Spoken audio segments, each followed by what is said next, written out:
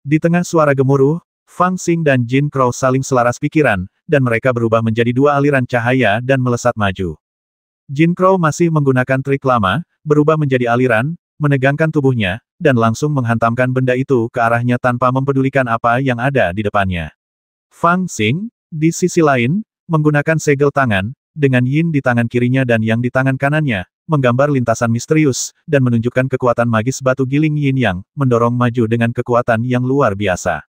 Beraninya kau menerobos formasi. Tangkap mereka semua. Prajurit yang menunggangi kuda naga itu berteriak keras dan menyerbu ke depan sambil mengacungkan pedang. Pada saat ini, para goblin laut dan monster yang tak terhitung jumlahnya di tembok laut yang mengalir kembali ke langit juga menembakkan kepingan cahaya dan instrumen magis yang berharga, yang hampir terjalin menjadi jaring besar yang menutupi langit dan bumi, bergegas menuju Fang Xing, Lian Nu dan dua orang lainnya dan menutupi mereka. Namun, pada saat ini, kekuatan magis roda penggiling Yin yang milik Fang Xing telah menembus ke dalam kehampaan. Ledakan. Dua aliran cahaya, satu Yin dan satu Yang, berputar di udara, seperti batu kilangan besar, membentang kehampaan dan menghancurkan segalanya. Penggilingan besar itu berputar perlahan, membentuk gaya gravitasi yang sangat besar dengan kekuatan yang tak terlukiskan. Senjata ajaib, lampu berharga, dan bahkan pedang besar di tangan Jenderal Monster Laut semuanya diselimuti oleh gaya gravitasi ini. Mereka tidak dapat bertahan lagi dan tersedot ke dalam penggilingan Yin Yang. Dalam putaran maju dan mundur, mereka benar-benar hancur menjadi pecahan dan cahaya suci murni. Kemudian penggilingan itu terbalik dan tersebar di mana-mana. Seperti cahaya ilahi yang turun dari langit, meliputi segala arah. Dinding laut yang hampir mencapai langit tiba-tiba runtuh di bawah dampak cahaya ilahi yang tak terhitung jumlahnya, membasmi dan melukai banyak marinir dan jenderal monster. Air laut jatuh, menciptakan gelombang pasang yang mengamuk setinggi puluhan kaki, menyerbu ke segala arah. Pertahanan berlapis besi itu dihancurkan oleh kekuatan sihir Fang Xing hanya dengan satu gerakan. Kekuatannya tak terlukiskan. Sial, kenapa tenaganya dinaikkan lagi? Bahkan Fang Xing pun sedikit terkejut. Ia melirik tangannya sendiri dan bergumam pada dirinya sendiri dengan ngeri. Mata Jinwu berbinar-binar karena kegembiraan, lalu dia berteriak, apa gunanya kamu, dasar orang menyebalkan kecil. Fang Xing menghela napas dan berkata, sungguh pemborosan uang. Aku telah menderita kerugian besar. Setelah berkata demikian, dia berhenti berbicara dan terbang ke langit bersama Golden Crow. Namun, Fang Xing, Jinwu dan yang lainnya bergegas keluar dari istana berkaca dengan panik, yang menimbulkan kecurigaan para kultivator di istana. Tuan Muda Pulau Jin Ao, yang telah melayani Lian Nu seperti seorang pelayan, perlahan-lahan tersadar setelah Lian Nu pergi. Memikirkan tindakannya sebelumnya, dia menjadi semakin terkejut. Dia bergegas keluar dari istana berkaca bersama para kultivator lainnya, penuh kecurigaan, dan ingin menghentikan Fang Xing dan yang lainnya. Namun, setelah mereka bergegas keluar dari istana berkaca, mereka kebetulan melihat Fang Xing menghancurkan pertahanan istana berkaca dengan satu kekuatan magis. Mereka langsung merasakan hawa dingin di hati mereka dan semuanya ketakutan oleh kekuatan magis ini. Tidak seorang pun berbicara untuk waktu yang lama. Orang itu seharusnya hanya berada di tahap pendirian pondasi, bagaimana dia bisa, begitu kuat.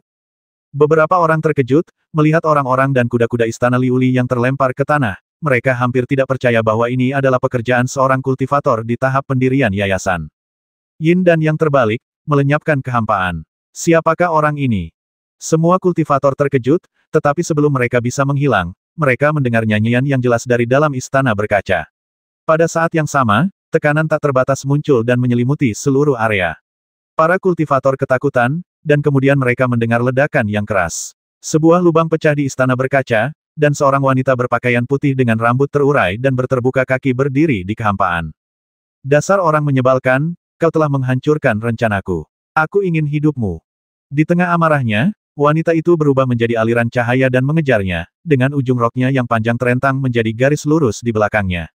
Oh, mereka mengejar, lari. Saat ini, Fang Xing, Jinwu dan yang lainnya baru saja melarikan diri sejauh 100 mil.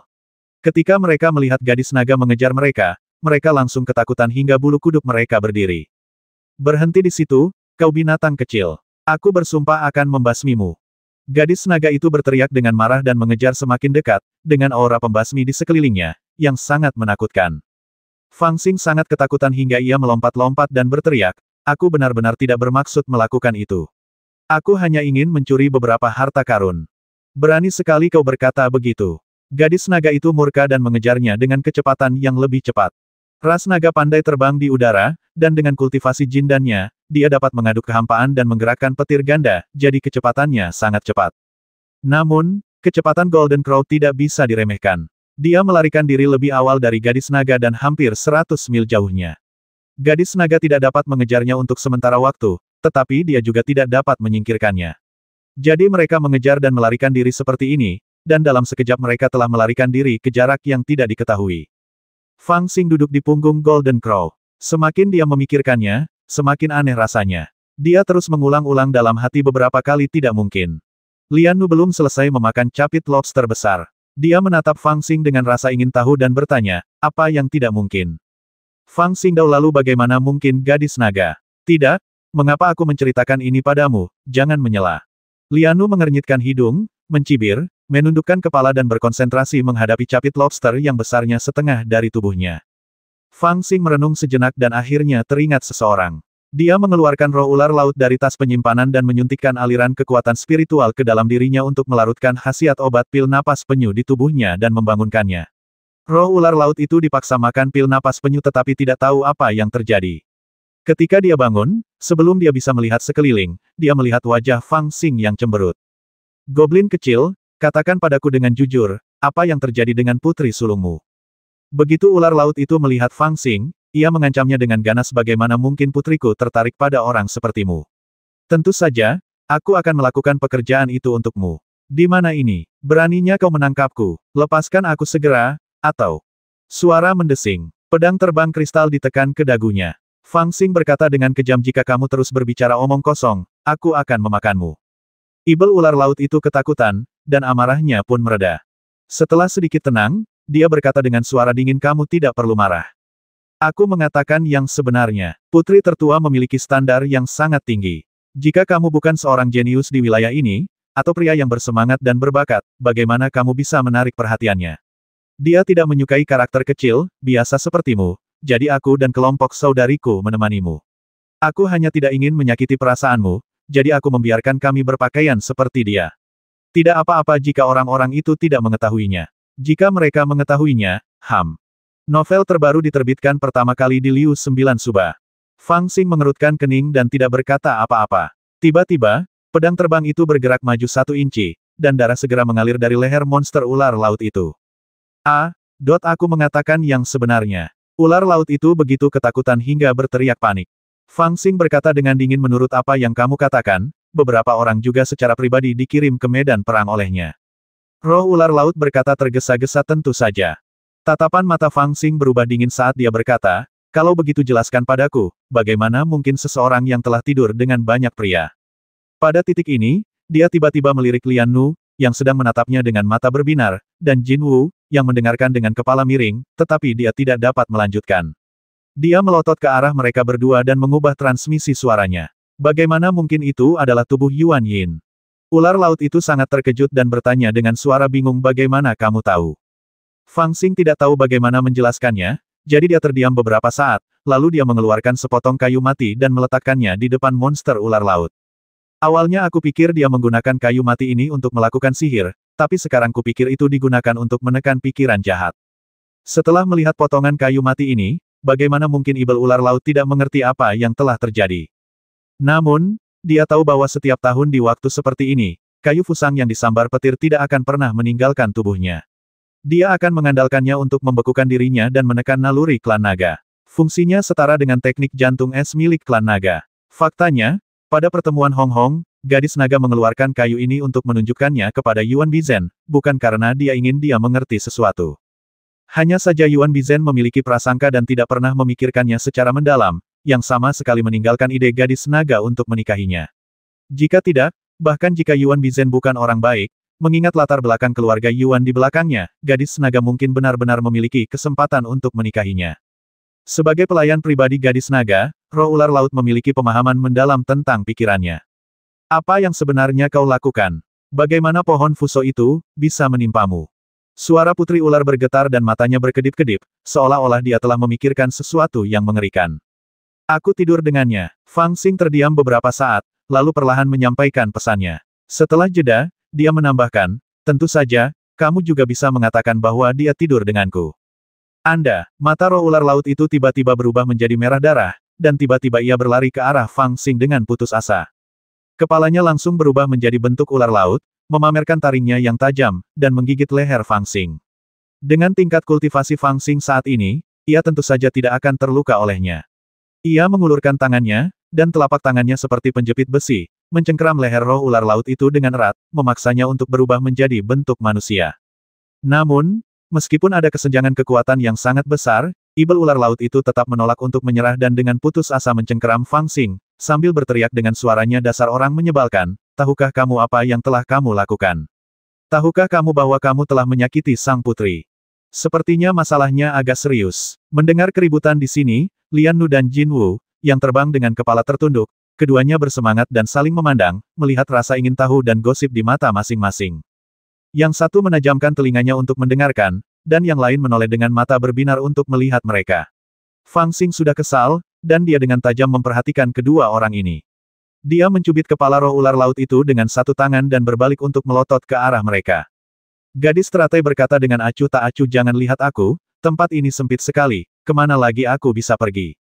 Jinwu berteriak, aku tidak mendengar apa-apa, kalian lanjutkan saja. Fang Xing menarik napas dalam-dalam dan mengabaikan kedua pria itu. Dia sedikit mengerahkan tenaga pada leher roh ular laut itu, meremasnya begitu keras hingga dia bahkan tidak bisa bersuara. Dia menatapnya dan berkata dengan dingin, jangan bertingkah seperti anak manja di hadapanku. Meskipun ini agak tidak terduga, aku bukanlah orang yang takut pada masalah. Kamu bilang aku menyakitinya, bagaimana aku menyakitinya? Jika ada masalah, aku akan menyelesaikannya untuknya. Kau urus saja itu untuknya, kau pikir kau siapa? Mata monster ular laut itu dipenuhi dengan kebencian dan berteriak serak. Fang Xing mendengar ini dan berkata dengan serius, namaku Fang Xing. Tidak bisakah aku bertanya tentang pria pertama yang tidur dengannya? Fang Xing, mata ular laut itu tiba-tiba membelalak, dengan ekspresi tidak percaya di wajahnya, apakah kamu itu, setan kecil dari Nanzan?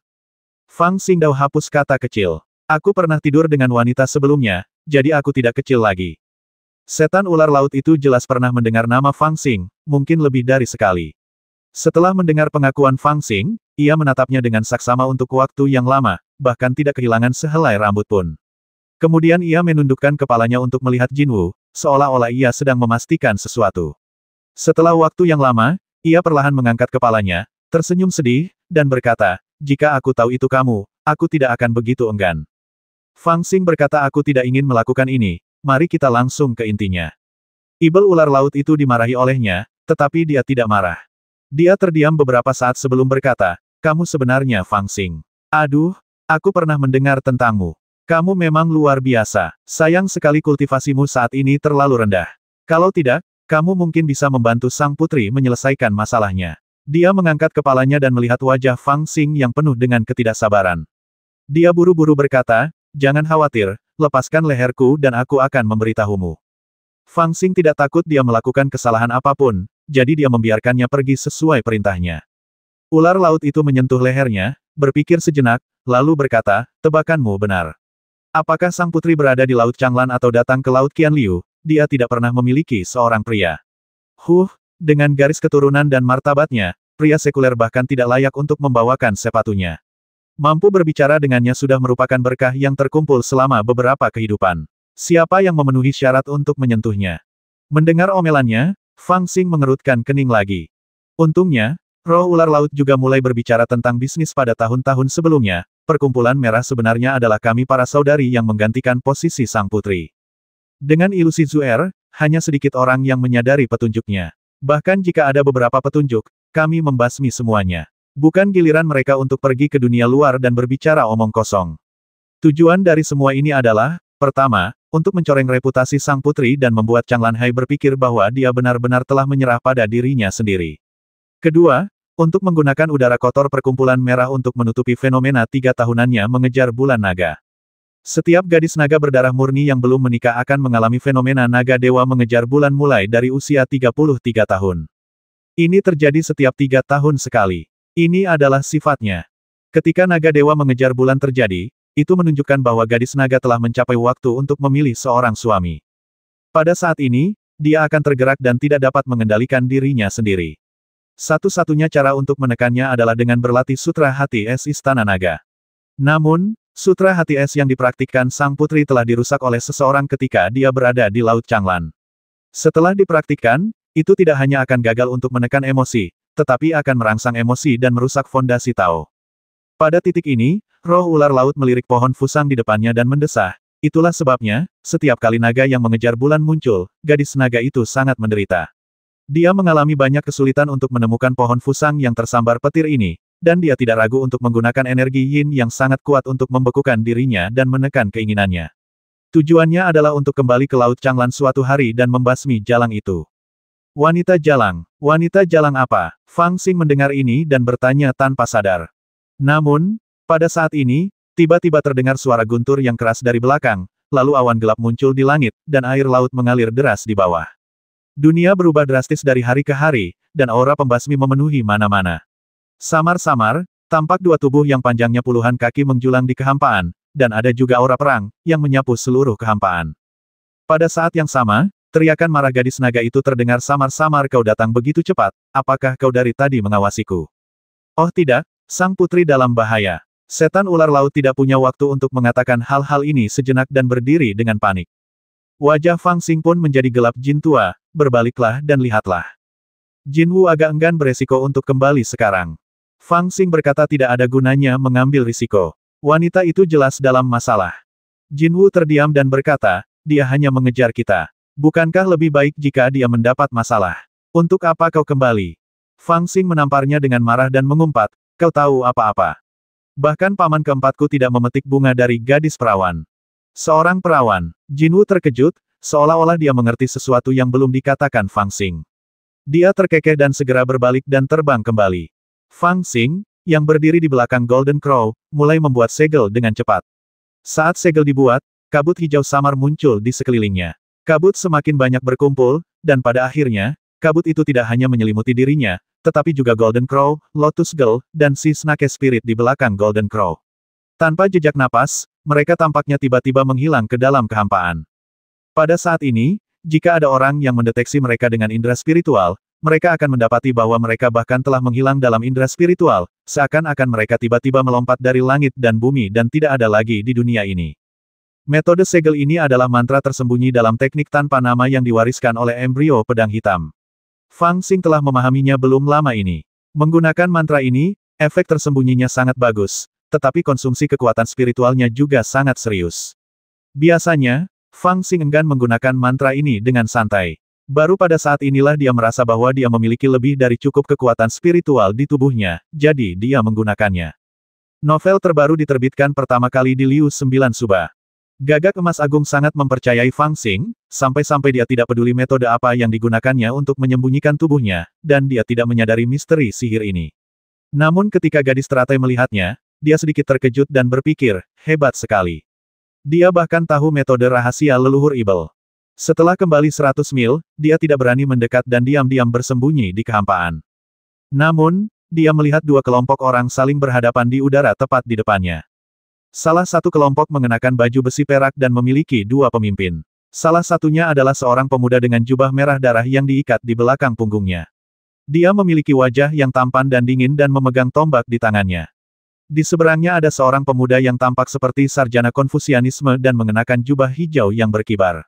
Dia memegang gulungan di tangannya dan tampak lemah. Dari waktu ke waktu, dia akan mengepalkan tinjunya ke mulutnya dan batuk ringan. Kedua pria itu, masing-masing membawa selusin prajurit Ibel berbaju besi perak, tetapi mereka menjepit seorang wanita berpakaian putih di tengah-tengah. Wanita itu tinggi, dengan rambut terurai dan kaki terbuka. Dia sangat cantik dan sedingin es. Dia adalah pemilik istana berlapis kaca, Ao Yinsu. Kakak perempuan, karena aku dan kakak keenamku sudah melihatmu, mengapa kau masih melarikan diri? Pemuda berjubah merah itu tersenyum dan berkata kepada gadis naga, Ibu Suri sangat merindukanmu, dan meminta kami untuk datang dan mengundangmu kembali untuk menghadiri ulang tahunnya yang ke-270. Aku melihat tidak ada yang perlu dibersihkan di istana Liulimu yang rusak, jadi ikutlah dengan kami sekarang. Apakah ada yang bagus di Laut Changlan? Ini bukan ulang tahunku yang ke-300, kenapa kau terburu-buru? Aku masih punya banyak hal yang harus kulakukan. Saat aku bebas, aku akan kembali dan memberi penghormatan kepada ibuku. Ekspresi wajah sang putri naga tampak serius, terutama saat mengucapkan kata Ibu Suri, dia berhenti sebentar dan tatapannya berubah dingin. Dunia ini luas, tetapi kesetiaan dan bakti kepada orang tua adalah yang terbesar. Selama bertahun-tahun, kamu tidak pernah berada di sisi ibu kami untuk menunjukkan baktimu, dan sekarang ibu kami merindukanmu dan ingin memanggilmu kembali, tetapi kamu menolak. Di mana kamu ingin menaruh kesopanan klan naga kami? Pangeran kelima berjubah merah mencibir, kakak, sepertinya masalah hari ini tidak dapat diselesaikan dengan damai. Kudengar kamu telah membentuk ramuan emas, jadi tidak dianggap sebagai penindasan bagi saudara kelimaku untuk bertarung denganmu. Sambil berbicara, dia melangkah maju, menopang pelindung pergelangan tangan di tangan kanannya dengan tangan kirinya, dan semangat juangnya pun membuncah. Kakak kelima, kenapa terburu-buru? Setelah kau bertindak, tidak akan banyak orang yang masih hidup. Pria berbaju hijau itu menatap sosok anggun gadis naga itu, sekilas nafsu melintas di matanya, tetapi dia berbicara untuk menghentikan pria berbaju zirah perak itu, menatap gadis naga itu sambil tersenyum dan berkata kakak, kamu meninggalkan Laut Changlan tanpa uang sepeser pun saat itu, dan dengan sumber daya yang sangat langka, kamu berhasil membentuk pil. Aku sangat mengagumimu, saudara keenammu. Tingkat kultivasi seperti ini tidak mudah didapat. Mengapa kamu harus memaksa saudara kelima untuk melakukannya? Dia tidak pernah meninggalkan mayat yang utuh di bawah komandonya, bukankah itu disayangkan? Setelah berkata demikian, dia mencubit bibirnya dan tertawa ikuti saja aku kembali.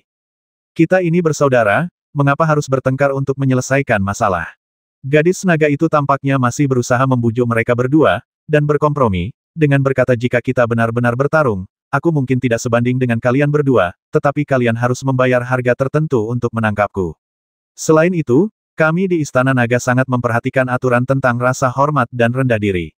Bagaimanapun, aku adalah adikmu. Aku khawatir tidak sesuai dengan etika jika kalian berdua memaksaku seperti ini. Kakak perempuan, pria berbaju hijau itu tiba-tiba tertawa terbahak-bahak setelah mendengar ini kau juga ingin menjadi saudara kami. Sayangnya, meskipun kita memiliki ayah yang sama, kita tidak dilahirkan dari ibu yang sama. Jika kau ingin menjadi saudara perempuan kami, kau harus meminta izin kepada ibu kami. Saat lelaki berbaju hijau itu berbicara, gulungan di tangannya berayun dan tiba-tiba terbuka. Di gulungan itu ada potret seorang wanita yang sangat cantik. Saat gulungan itu terbuka, sinar cahaya berkelap-kelip di potret itu. Keindahan dalam lukisan itu tiba-tiba menjadi hidup, berjalan keluar dari gulungan dengan langkah-langkah ringan, dan terungkaplah seorang wanita anggun dan elegan dengan kepala penuh manik-manik dan wajah dingin. Ibu, ketika gadis naga melihat laki-laki ini, dia terkejut dan segera membungkuk. Gadis Yinzu, kamu sudah lama berkeliaran di luar, mengapa kamu tidak kembali menemuiku? Wanita bangsawan itu menatap gadis naga dengan nada muram. Zuer, aku sedang mencari hadiah ulang tahun untuk ibuku. Begitu aku menemukannya, aku akan kembali dengan sendirinya. Gadis naga itu bahkan tidak berani mengangkat kepalanya dan berbicara dengan ragu-ragu. Hadiah ulang tahun. Kita tidak punya apa-apa di Istana Naga. Apa perlu kau bersusah payah mencarikan hadiah ulang tahun untukku? Wanita bangsawan itu menatap gadis naga, mencibir dan berkata, aku khawatir kau bermain liar, dan kau punya motif tersembunyi, kan? Sungguh masyarakat merah, sungguh putri buangan yang bisa tidur dengan siapa saja. Kau sudah sangat menderita, jika bukan karena fenomena aneh ini, aku benar-benar tidak akan tahu bahwa kau bisa menanggungnya begitu keras. Jika kau benar-benar melakukan hal-hal ini, mungkin aku benar-benar akan menutup mata dan membiarkanmu menikah dengan keluarga Yuan. Setidaknya kau bisa hidup dalam rasa malu selama sisa hidupmu, tetapi karena kau punya niat jahat, maka kembalilah ke Istana Naga dan berbaktilah padaku. Ibu, Zuer benar-benar tidak punya niat jahat. Dia hanya ingin hidup damai. Tolong tunjukkan belas kasihan. Gadis naga itu sangat cemas dan hampir menangis, lalu memohon belas kasihan wanita bangsawan itu. Wanita bangsawan itu sebenarnya tidak ada di sini, ia hanya sebuah proyeksi, namun di hadapannya, gadis naga tampak tidak berani bernapas. Omong kosong, bagaimana mungkin kau tidak bisa bertahan hidup jika kau datang ke sisiku? Wanita bangsawan itu memarahinya dengan kasar, lalu senyum tipis muncul di wajahnya aku akan memperlakukanmu dengan baik. Yu Meier, dipaksa sampai ke titik ini, gadis naga tidak dapat menahannya lagi. Dia mengangkat kepalanya dan berteriak dengan keras, dengan sedikit kekejaman di matanya jangan bertindak terlalu jauh. Kamu menipu ayahku dan menyakiti ibuku, dan bahkan memakan adik-adikku. Meski begitu, aku, Ao Zhen, menahannya, menjauh dari Laut Changlan, hidup dalam rasa malu, dan bahkan tidak berharap untuk membalas dendam. Mengapa kamu masih tidak mau melepaskanku? Akibat kemarahan ini, suasana di lapangan tiba-tiba menjadi hikmat dan penuh pembasmian, dan aura pembasmi muncul dari laut. Oh, beraninya kau memanggilku dengan namaku tanpa menyebutkan konsonan. Wanita bangsawan itu mencibir bukankah kamu dipanggil Ao Yinsu? Mengapa kamu memanggilku dengan nama lamamu lagi? Gadis naga itu sudah marah, jadi dia tidak takut lagi. Dia berkata dengan dingin, mutiara perak, mutiara penuh nafsu, apakah kau benar-benar berpikir bahwa aku tidak mengerti arti dari nama yang kau berikan padaku hari itu? Yu Mei, kau dan saudaramu, Raja Ibel Serangga berkepala 9, menginginkan garis keturunan Tao Istana Naga kita.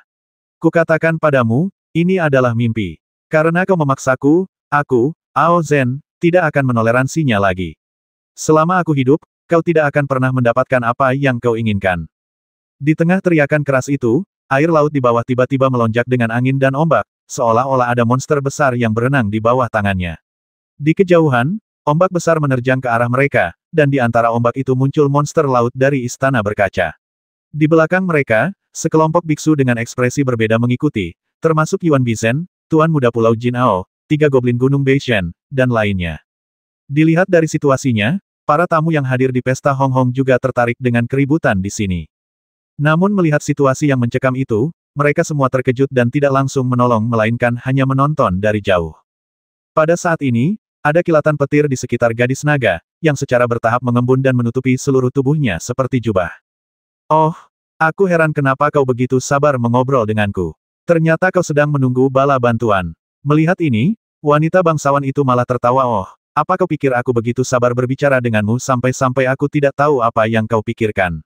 Jika aku tidak membasmi semua bawahan yang kau rekrut sekaligus, bagaimana aku bisa tenang di Laut Changlan dan mengubah istana naga Laut Changlan menjadi sarang serangga berbulu sedikit demi sedikit? Pada akhirnya, tatapan matanya berubah dingin dan dia berteriak, "Situa 5, Situa 6, basmi perempuan jalang ini dan bawa kepalanya kepadaku untuk dibuat sup." Hehe, ibu, jangan lupa sisakan sedikit untukku. Naga kecil yang usianya belum mencapai 10 tahun itu rasanya sangat lesat. Yang ini sudah tumbuh besar, dagingnya banyak, dan airnya juga lesat. Aku sampai ngiler membayangkannya.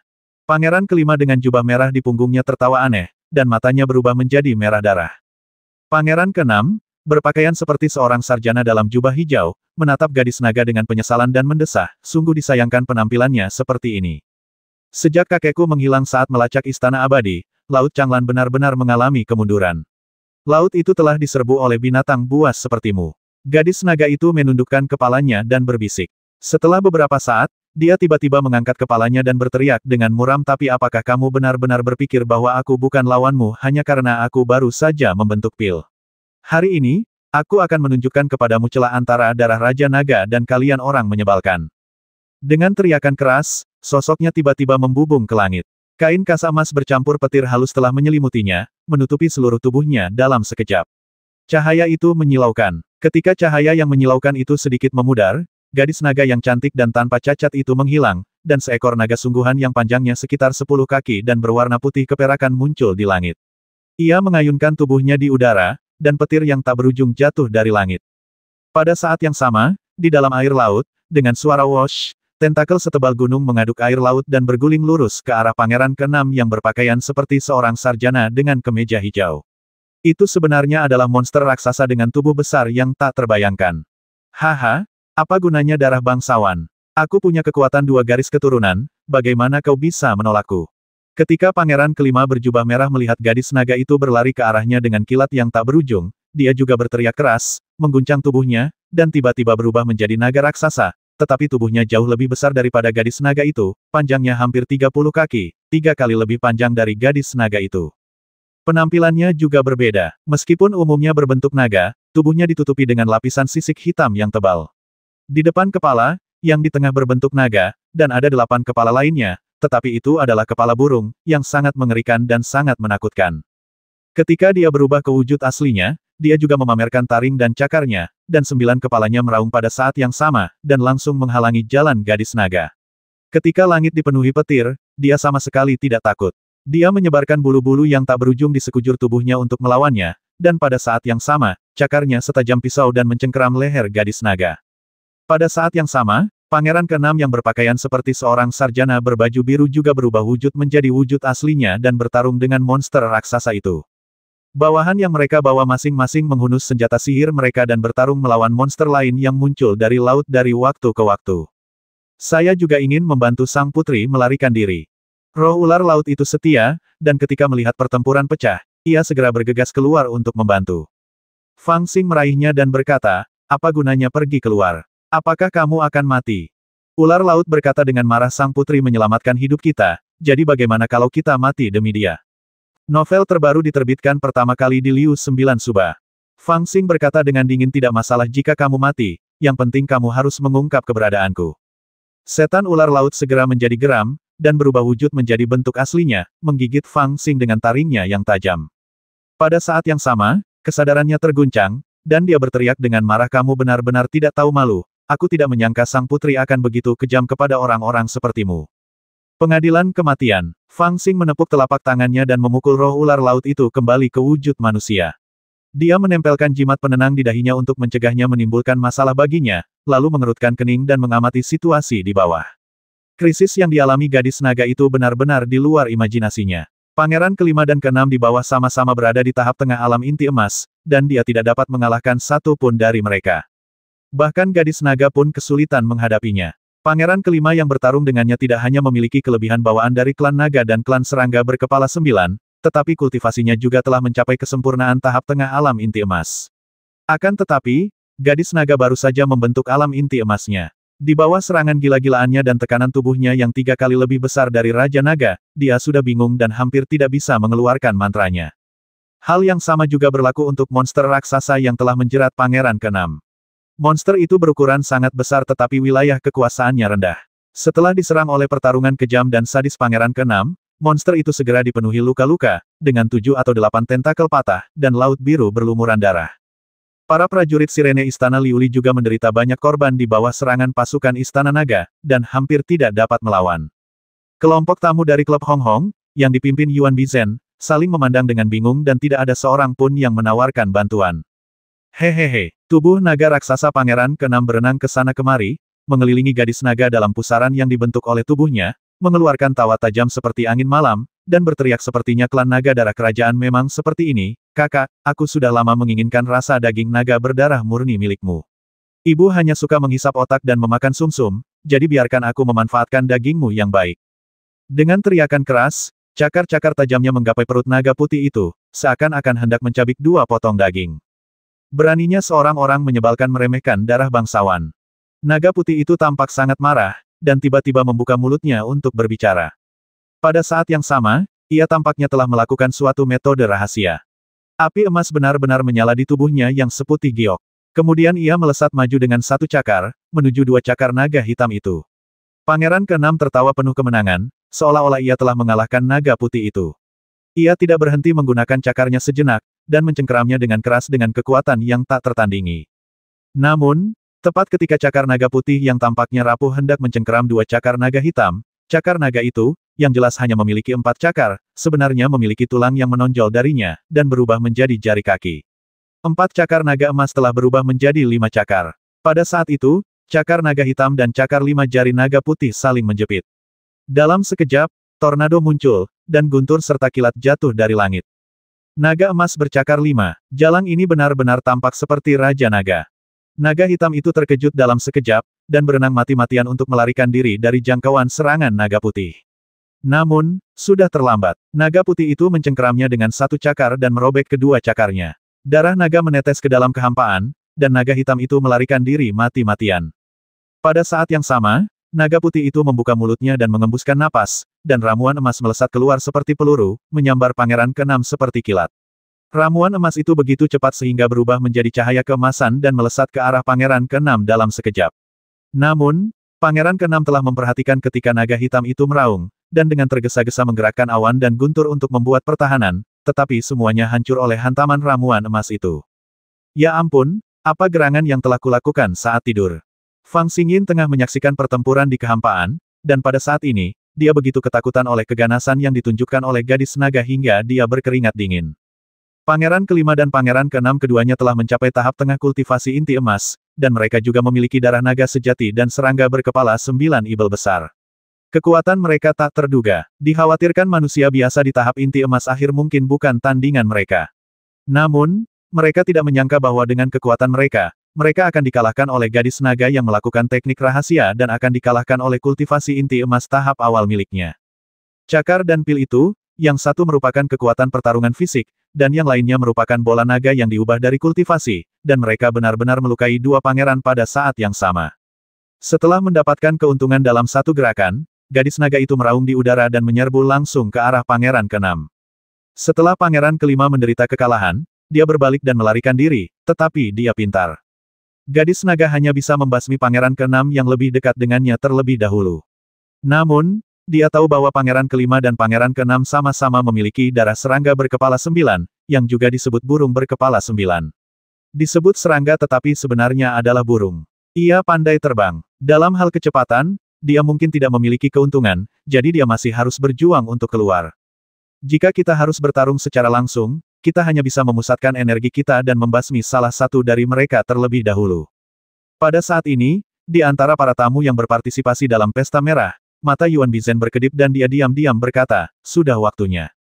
Dia terluka oleh tendangan Fang Xing dan kembali ke istana yang dijaga oleh para pelindung keluarga Yuan yang tidak jauh dari istana berkaca untuk menyembuhkan lukanya. Dia dipenuhi dengan kemarahan yang tak berujung dan membenci gadis naga dan Fang Xing secara ekstrim. Baru setelah pelindung keluarganya melihat penglihatan yang diproyeksikan ke dalam kehampaan oleh gadis naga dan memberitahunya tentang hal itu, dia tiba-tiba bereaksi. Untuk sesaat, dia terkejut sekaligus senang, dan dia secara intuitif merasakan bahwa kesempatan besar telah menimpanya. Gadis naga masih dalam keadaan yin-nya. Reputasi sebelumnya yang dianggap cabul ternyata salah. Kejutan ini membuat Yuan Bizen gembira, dan dia menyadari bahwa kesempatannya telah tiba. Citra naga suci yang mengejar bulan yang dilemparkan oleh gadis naga ke dalam kehampaan lebih meyakinkan daripada apapun. Reputasi buruk yang dimilikinya sebelumnya terhapus dalam semalam. Dengan menikahi gadis naga di rumah, Yuan Bizen tidak lagi harus menanggung penghinaan reputasi yang dikhawatirkannya sebelumnya. Selain itu, menikahi naga berdarah murni dengan tubuh Yuan Yin akan mengangkat statusnya dalam keluarga lebih tinggi dari sebelumnya. Bagaimanapun, ini sudah merupakan pernikahan yang pantas. Klan naga menghargai garis keturunan. Selama puluhan ribu tahun terakhir, hanya ada segelintir gadis naga yang menikah, tetapi dia menikahi satu. Betapa mulianya itu. Tentu saja, pemandangan adalah hal kedua. Yang terpenting adalah tubuh naga Yuan Yin milik gadis naga, yang juga sangat membantu kultivasi pribadinya. Bisa dikatakan jika dia tahu bahwa reputasi cabul gadis naga itu salah, dia tidak akan pernah mengalami hal baik ini. Sebenarnya, dengan identitas gadis naga, dia lebih dari memenuhi syarat untuk menjadi pasangan putra Tao dari keluarga Yuan. Selain itu, tubuh Yin gadis naga membutuhkan seorang kultivator yang murni untuk mencapai keharmonisan Yin dan Yang dan siklus kehidupan yang tak berujung, yang akan membantu meningkatkan kultivasinya. Yuan Bizen telah kehilangan keperawanannya, dan keluarga Yuan memiliki banyak putra dan putri yang luar biasa. Dapat dikatakan bahwa tidak peduli bagaimana gilirannya, itu tidak akan menjadi gilirannya. Yuan Bizen, yang menemukan peluang ini, segera menyadari bahwa ini adalah kesempatan sekali seumur hidup baginya. Akan tetapi, pada awalnya, gadis naga lemah dan dipukuli oleh pangeran ke-5 dan pangeran ke-6, sehingga ia merasa sengsara dan tidak berani bergerak. Namun sekarang setelah ia melihat bahwa gadis naga telah menang, ia menjadi lebih berani dan ingin menghajar guk-guk yang terkutuk itu. Tidak ada risiko dan ia dapat bersikap seperti anak baik di hadapan gadis naga dan memenangkan hatinya. Mengapa tidak melakukannya? Dia segera melangkah maju dan berteriak, "Putri, jangan panik, anak-anak keluarga Yuan ada di sini untuk membantu Anda." Saat Yuan Bizen melancarkan gerakannya, Tuan Muda Pulau Jinao dan orang-orang di belakangnya, yang menghormatinya, juga bergegas keluar bersama. Bahkan para tamu yang tidak ada hubungannya dengan mereka, setelah melihat adegan ini, menjadi bersemangat untuk memanfaatkan momen ini untuk membantu gadis naga. Di tengah suara gemuruh itu, banyak sekali pembudidaya menyerbu ke arah orang-orang dari istana naga bagaikan kepulan asap yang sangat banyak, membuatnya tampak bahwa gadis naga memiliki keuntungan yang jelas. "Hai, kakak, aku tidak pernah punya niat jahat padamu." Pangeran ke-6 terkena ramuan emas milik gadis naga, meninggalkan luka berdarah di perutnya. Dia melolong dan mencoba melarikan diri, tetapi ketika dia melihat gadis naga berlari ke arahnya dengan kilat, dia sangat ketakutan hingga kehilangan jiwanya dan berbalik untuk melarikan diri. "Dasar jalang kecil, kau sudah mau mati, tapi masih berani membasmi." Gulungan itu melayang di udara, dan bayangan wanita bangsawan itu juga melayang di udara. Meskipun dia tidak bisa menyerang, dia berteriak pada gadis naga. Gadis naga itu tiba-tiba berbalik, mata naganya bersinar seperti kilat, menatap wanita bangsawan itu, dan dengan tegas memarahi Yu Mei, "Kau memakan adik laki-laki dan perempuanku, menyakiti ibuku, merayu ayahku, dan sekarang kau masih memaksaku. Hari ini aku akan membasmi kedua putramu terlebih dahulu, sebagai bunga." Dengan suara gemuruh yang dahsyat, seberkas petir menyambar gulungan itu, seketika mengubahnya menjadi hitam dan menyulut api. Haha, ketika gulungan itu terbakar, sosok wanita bangsawan itu mulai kabur, dan suaranya terdengar terputus-putus. Gadis kecil, apakah kau benar-benar berpikir kau bisa menyembunyikan trik ini dariku? Ibu telah menyiapkan hadiah yang murah hati untukmu. Ketika gadis naga mendengar tawanya yang menyeramkan, dia tiba-tiba merasakan kepanikan di dalam hatinya, tetapi dia memutuskan untuk tidak memikirkannya lagi. Tatapan matanya menjadi dingin, dan dia ingin mengejar ke arah di mana Pangeran ke-6 melarikan diri. Namun, dia tiba-tiba berhenti setelah melarikan diri kurang dari 2 atau 3 mil. Dia melihat seekor kura-kura raksasa sebesar bukit berenang perlahan ke arahnya di laut gelap di bawah. Pangeran ke-5 dan ke-6 yang baru saja melarikan diri, keduanya berada di punggung kura-kura raksasa, menatap gadis naga dengan seringai di wajah mereka. Yang lebih mengejutkan gadis naga adalah di punggung kura-kura raksasa itu, ada sangkar besi besar yang panjangnya 30 meter dan tingginya 20 meter. Sangkar itu seluruhnya terbuat dari baja hitam pekat dan diukir dengan jimat-jimat yang sangat rincin. Dari waktu ke waktu, kilat yang mengerikan menyambar, memenjarakan orang di dalam sangkar itu. Dan di dalam sangkar itu, ada seekor naga merah asli, melingkar lemas di dalam sangkar itu. Begitu melihat naga itu, mata gadis naga itu tiba-tiba berubah. Dia menarik napas dan berseru, "Kakak ketiga." Naga di dalam sangkar tidak menunjukkan reaksi apapun, tubuhnya sesekali naik dan turun, menandakan bahwa ia masih agak marah. Pangeran ke-5 membalikkan telapak tangannya dan menekannya pada sangkar, melepaskan kilat yang menyilaukan. Naga merah di dalam sangkar itu terkena serangan naga petir, dan tubuhnya bergetar hebat dan mengeluarkan erangan sedih. Pangeran ke-5 tertawa keras dan berkata kepada gadis naga, "Kakak, kau telah meninggalkan istana selama bertahun-tahun, tetapi apakah kau masih ingat saudara ketiga yang paling dekat denganmu? Ibu Suri takut kau akan merindukannya, jadi dia memintaku untuk membawanya menemuimu." Mata gadis naga itu merah karena marah, dan dia berteriak, "Kakak ketiga bukanlah ancaman bagimu, mengapa kamu menyiksanya seperti ini?" Pangeran ke-6 terkekeh, matanya berkilat dingin, dan berkata, dengan guk-guk ganas yang begitu patuh di sini, siapa yang tidak ingin memerintahnya? Kalian guk-guk-guk-guk jahat. Kakak ketiga, aku akan segera menyelamatkan kalian. Gadis naga dipenuhi dengan kemarahan yang tak terlukiskan, dan dengan raungan keras, dia bergegas menuju kandang besi hitam. Meskipun dia tahu bahwa dia tidak akan sebanding dengan Pangeran ke-5 dan Pangeran ke-6 jika dia bergegas maju, dia tidak peduli tentang hal lain saat ini. Klan naga adalah ras yang paling sombong, dan ketika dia melihat saudara ketiganya diperlakukan seperti ini, kemarahan di hati gadis naga tidak terbayangkan. Namun, melihat gadis naga bergegas mendekat, Pangeran ke-6 dan Pangeran ke-5 tidak berniat untuk mengambil tindakan. Pangeran ke-5 mencibir 2 kali, meletakkan tangannya di kandang, dan membisikkan sesuatu, sementara Pangeran ketiga di dalam kandang mengangkat kepalanya dengan susah payah dan menjawabnya. Setelah beberapa napas, Pangeran ke-5 mencibir, menunjukkan bahwa Pangeran ke-6 hampir sampai, dan Pangeran ke-6 membuka kandang. Pada saat ini, gadis naga baru saja bergegas mendekat, dan masih berjarak lebih dari 10 mil dari mereka berdua. Di belakang gadis naga, sekelompok besar tamu yang berpartisipasi dalam klub Hong Hong, dipimpin oleh Yuan Bizhen, mengikuti untuk memukuli guk-guk yang jatuh itu. Novel terbaru diterbitkan pertama kali di Liu 9 Suba. Angkat kepala tinggi-tinggi, sangkar itu terbuka, dan naga merah itu seperti mencium aroma kebebasan. Tiba-tiba ia mengangkat kepalanya dan mengeluarkan raungan panjang, suaranya begitu kuat hingga membuat langit ketakutan dan menyebabkan gelombang bergulung-gulung. Erangan panjang ini dipenuhi dengan kegilaan dan haus darah, yang sangat berbeda dari penampilan gadis naga yang sekarat yang meringkuk di dalam sangkar tadi. Gadis naga itu sepertinya merasakan sesuatu, dan tubuhnya tiba-tiba berhenti, dan dia berteriak, "Kakak ketiga. Haha, kakak ketiga, naga berdarah murni kesayanganmu ada di depanmu, makanlah sepuasnya." Pangeran ke-6 tertawa terbahak-bahak, mengangkat tangannya dan menunjuk, lalu seberkas cahaya melesat maju ke arah gadis naga. Pada saat ini, naga merah itu benar-benar menatap gadis naga yang berdiri di udara dengan takjub. Dengan raungan, ia tiba-tiba terbang keluar dari kandang. Pada saat ini, tubuhnya bergetar dan ia menarik dan mengembuskan napas. Tubuhnya yang lembut benar-benar membengkak pada saat ini, tidak lagi lemah, dan seluruh tubuhnya menjadi seperti baja halus, keras, haus darah, kuat, gila, dan tak terhentikan. Wus! Naga merah itu tiba-tiba melesat keluar dengan kecepatan yang tak terlukiskan. Dalam sekejap, ia telah merobek kekosongan itu, menyebabkan 2 aliran air. Kakak ketiga, aku kakak tertua. Pada saat ini, gadis naga merasakan ada sesuatu yang salah.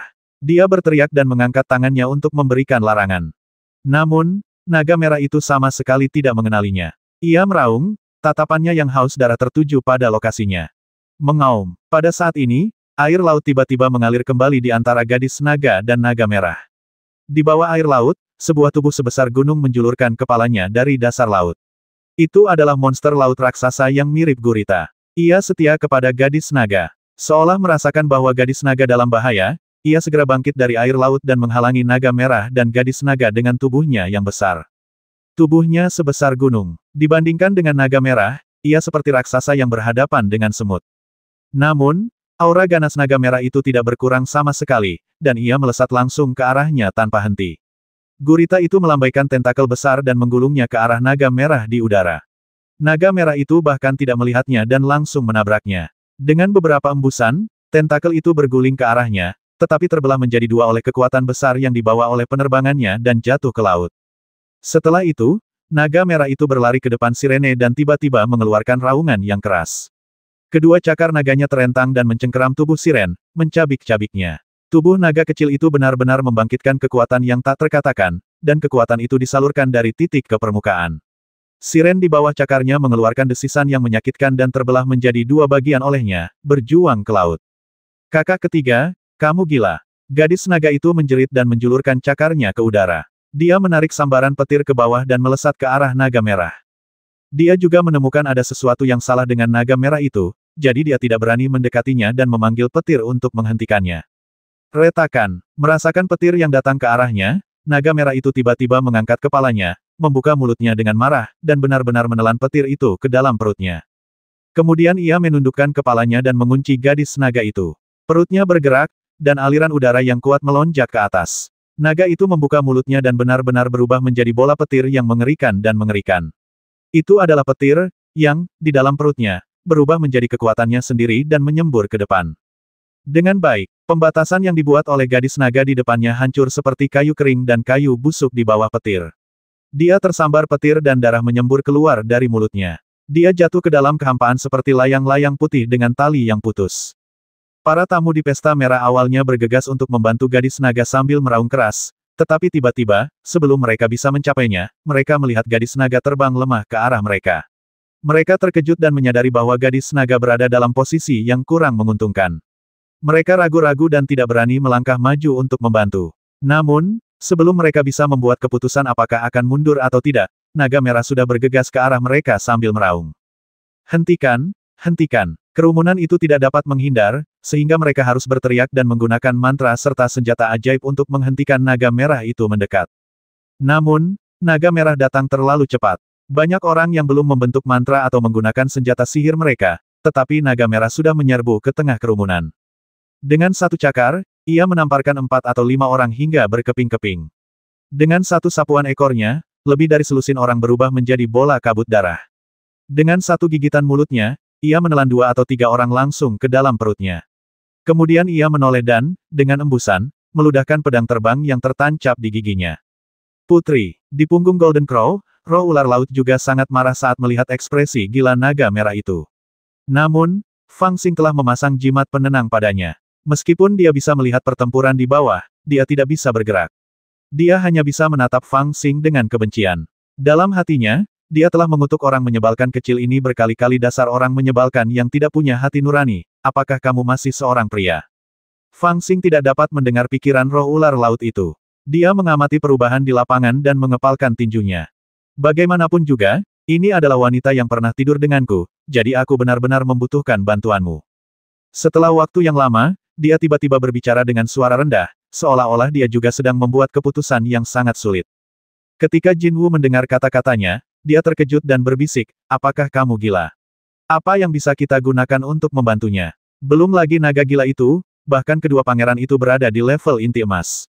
Siapa di antara mereka yang bisa kita hadapi? Ini sangat realistis. Pertempuran Laut Changlan adalah pertikaian internal di antara kekuatan-kekuatan terkuat di dunia saat ini. Itu bukanlah sesuatu yang dapat diganggu oleh karakter-karakter kecil seperti Fang Xing dan Jin Wu. Bahkan jika kultivasi Fang Xing tak terkalahkan pada tahap pembangunan fondasi, apa yang dapat dilakukannya? Keempat putra dan cucu naga yang bertarung di bawah semuanya berada di alam Jindan, dan garis keturunan mereka kuat. Kekuatan mereka jauh lebih kuat daripada Jindan biasa. Melihat kekuatan yang mengerikan itu, mereka sudah ketakutan dengan momentum itu hanya dengan menonton dari jauh. Jika mereka ingin terlibat, bukankah itu sama saja dengan mencari kematian? Fang Xing menatap pertempuran di lapangan, mengerutkan kening dan berpikir keras.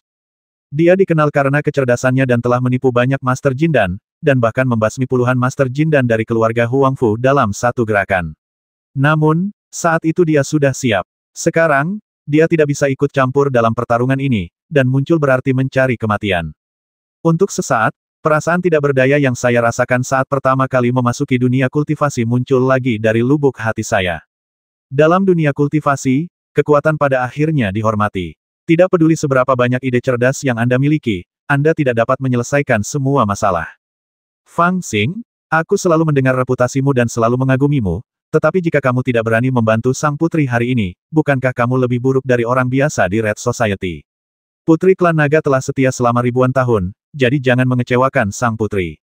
Roh ular laut itu sangat cemas sehingga ia menggunakan jimat penenang itu untuk menggerakkan jejak pikiran spiritualnya dan mencoba mengirim pesan kepada Fang Xing.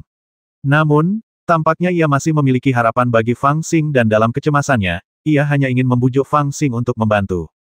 Seperti kata pepatah, bayangan pohon ibarat reputasi seseorang. Fang Xing kini begitu terkenal sehingga orang-orang benar-benar menaruh harapan padanya. Namun, keluarga sendiri tahu urusannya sendiri. Fang Xing tahu bahwa dia tidak sekuat yang dia kira. Meskipun dia selalu berani, dia akan mempertimbangkan untuk menyelamatkan hidupnya terlebih dahulu sebelum melakukan apapun kecuali dia dipaksa ke sudut. Jika dia bertemu seseorang yang tidak mampu dia ganggu, dia akan bertindak seperti cucu tanpa ragu-ragu. Tapi sekarang, dia tampaknya memprovokasi seseorang yang tidak mampu dia ganggu, dan dia ragu-ragu dalam hatinya.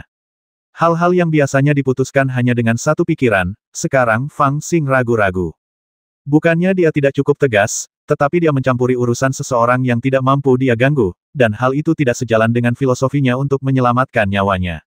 Saat dia sedang ragu-ragu, Jinwu tiba-tiba menepuk lengannya 2 kali, mengisyaratkan sesuatu kepadanya. Sekarang mereka terbungkus dalam awan hijau yang dipanggil oleh Fang Xing, berdiri di atas awan yang membumbung tinggi. Fang Xing, Golden Crow, dan roh ular laut semuanya berada di ujung yang lebih dekat ke medan perang, memperhatikan pertempuran sengit di bawah. Gadis teratai sama sekali tidak tertarik, duduk bersila di ujung awan lainnya, memegang capit besar lobster di kedua tangannya yang kecil, memakan daging di dalamnya sedikit demi sedikit, dengan sepiring garam halus di sebelahnya. Fang Xing melihat ke arah yang ditunjuk oleh mulut gagak emas, dan segera mengerti apa yang sedang terjadi. Dia bertukar pandang dengan gagak emas. Jinwu mengangguk, menunjukkan bahwa ini adalah satu-satunya cara. Fang Xing mengambil keputusan dan menyetujui kata-kata Jinwu. Setelah kedua lelaki itu membuat keputusan, mereka tiba-tiba melompat, membuat roh ular laut itu takut. Ia mengira bahwa mereka berdua akhirnya memutuskan untuk membantu sang putri, tetapi tanpa diduga, mereka berdua melompat ke sisi pelayan yang rakus itu pada saat yang sama. Fang Xing mencubit bahu gadis lotus itu dengan ringan, tampak seperti penjilat, sementara Jinwu tersenyum dan mengipasi gadis lotus di sampingnya, seperti dua pelayan. Apa yang mereka lakukan? Ular laut sangat bingung dan tidak mengerti mengapa kedua orang ini mengepung pelayan kecil itu di saat yang kritis seperti ini. Namun, dia tidak mengetahui identitas Lianu dan hanya mengira bahwa dia adalah seorang gadis kecil di samping Fang Xing. Dia jelas ingat bahwa Fang Xing pernah menjualnya kepada tuan muda keluarga Shenzhou Yuan untuk menjilatnya. Tampaknya dia adalah orang kecil yang tidak berarti. Fang Xing sangat memikirkan pijatan di bahunya, dan dia sangat profesional. Lianu meregangkan tubuhnya dengan malas, tampak sangat menikmatinya. Novel terbaru diterbitkan pertama kali di Liu 9 Suba. Dia dengan lembut mengambil potongan daging terakhir dari capit lobster, mencelupkannya ke dalam sedikit garam dan memakannya. Dia membuang cangkang capit itu ke samping dan menatap Fang Xing sambil tersenyum tipis. Dia berkata, "Kamu biasanya tidak begitu perhatian. Apakah kamu ingin meminta sesuatu padaku?" Fang Xing terkekeh dan berkata, "Tidak perlu menjelaskannya dengan jelas. Kau sudah melihat betapa ganasnya naga-naga itu. Jika kita berdua menyerang mereka, kita akan menemui ajal. Di dunia ini, hanya nona muda yang bisa menaklukkan serangga-serangga panjang itu." Jinwu mengipasi dirinya sendiri dengan kuat dan berkata, "Tentu saja. Bahkan Raja Naga tua berlutut di luar kamar tidur nona muda, belum lagi naga-naga kecil ini. Jika nona muda bersedia mengambil tindakan, bukankah hanya dalam hitungan menit untuk menghadapi mereka?" Gadis teratai menghela napas dan berkata, "Jangan terlalu menyanjung. Bukan aku yang mengintimidasi sekelompok orang itu dan membuat mereka berlutut di depan istana peri untuk meminta maaf. Istana peri itu bukan kamar tidurku. Aku hanya menggunakannya sebagai tempat berlindung. Sedangkan untuk naga-naga kecil di bawah sana, jika aku datang sendiri, tidak akan menjadi masalah untuk menaklukkan mereka. Sayang sekali aku sekarang hanya klon. Fang Xing segera melonggarkan cengkeramannya di bahunya dan berkata dengan wajah getir, maksudmu kau tidak ingin membantuku lagi. Gadis teratai itu mengangkat bahunya, memberi isyarat agar dia terus memijat bahunya, dan berkata dengan acuh tak acuh kau tidak boleh berkata begitu. Klon milikku ini masih memiliki sedikit kekuatan dasar, meskipun tidak dapat menaklukkan mereka semua. Namun, jika kau mengorbankan klon ini dan menyelamatkan Putri Malang itu masih mungkin.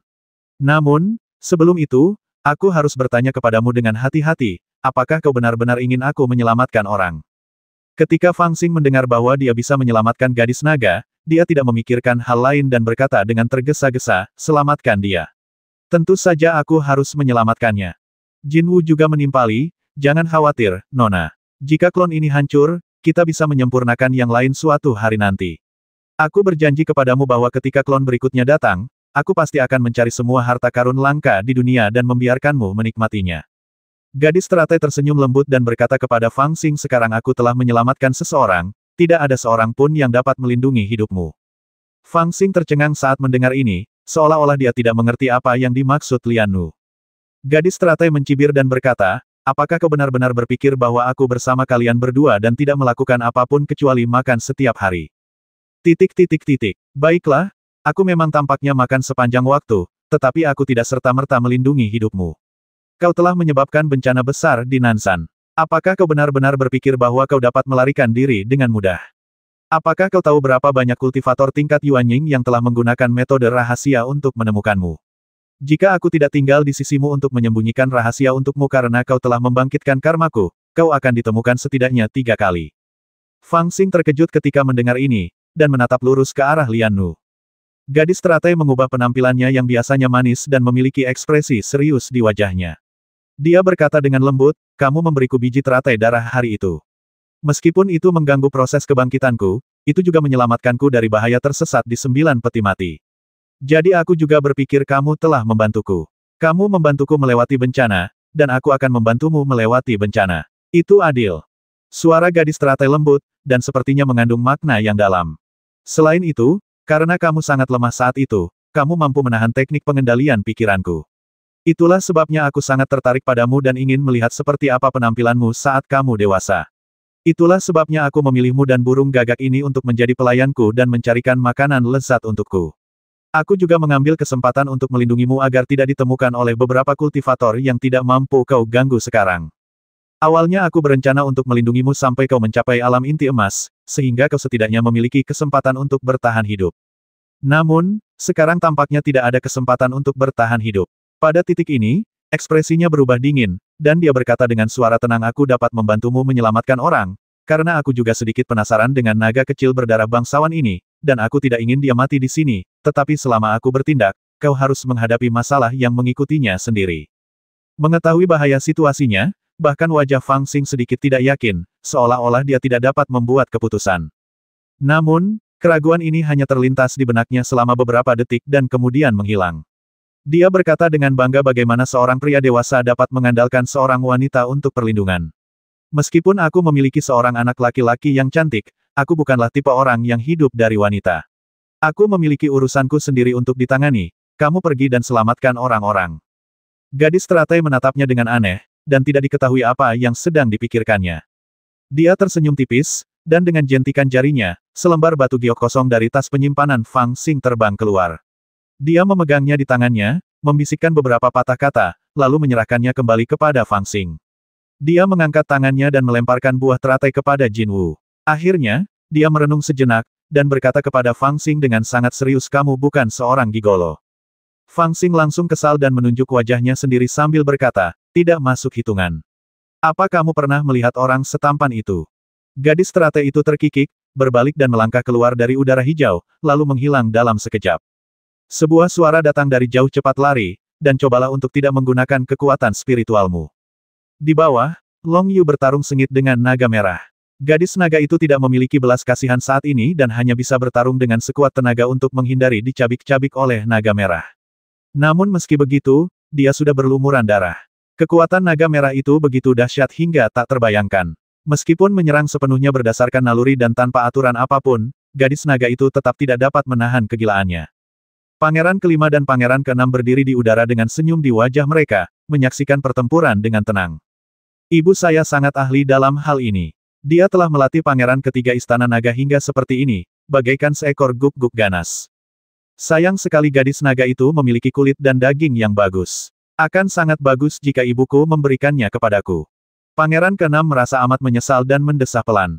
Pangeran kelima menatapnya dengan jijik dan berkata, bagaimanapun, kita adalah saudara tiri.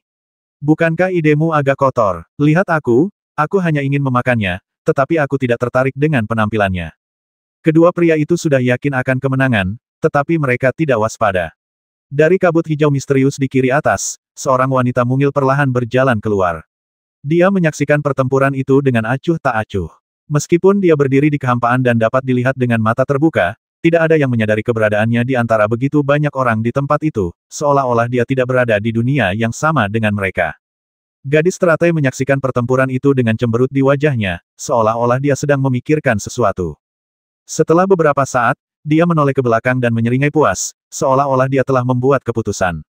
Setelah hening sejenak, dia tiba-tiba berteriak, Nanzan, ibel kecil Fang Xing, mari kita lihat kemana kamu bisa melarikan diri. Teriakan keras itu mengguncang langit dan bumi dalam sekejap, dan terdengar jelas oleh semua orang di lapangan. Fang Xing. Ketika mendengar nama ini, baik pangeran kelima maupun pangeran keenam, dan bahkan para tamu dari klub merah yang baru saja selamat secara kebetulan, semuanya menatap ke dalam kehampaan dengan kaget, dengan ekspresi kaget dan gembira di wajah mereka. Fang Xing, ibel kecil dari Nanzan, kini menjadi selebriti. Perbuatannya membasmi Huangfu Daozi dan membasmi puluhan jindan dari keluarga Huangfu telah lama tersebar di seluruh dunia kultivasi.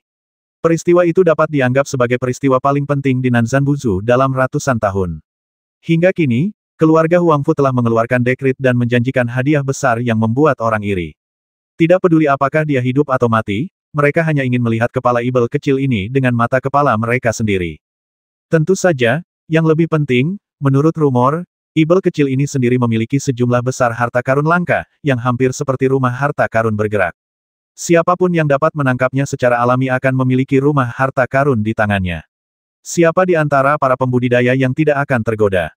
Justru karena alasan inilah, bahkan di saat situasi begitu tegang, teriakan keras gadis teratai menarik perhatian banyak orang. Fang Xing sedang menyaksikan bagaimana gadis teratai menyelamatkan orang-orang di kabut hijau, tetapi terbongkar oleh teriakan ini. Dia langsung terkejut, dan dengan kutukan keras, dia tidak lagi peduli untuk bersembunyi. Dia menendang roh ular laut ke laut, dan kemudian melarikan diri dengan cepat bersama gagak emas, mengutuk gadis teratai di dalam hatinya.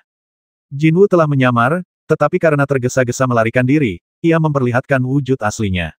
Di bawah sinar bulan yang terang, seterang piring perak, ia tiba-tiba berubah menjadi seekor burung gagak raksasa.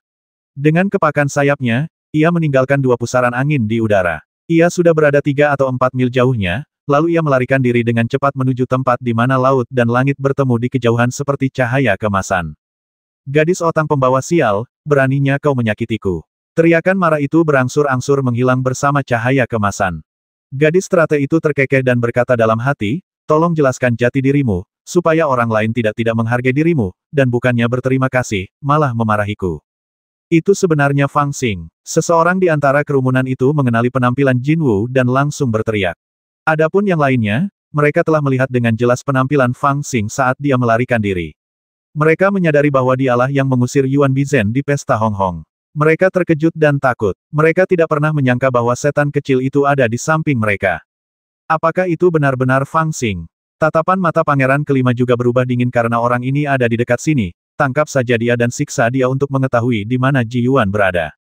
Dengan teriakan dingin, dia mulai mengejar Fang Xing.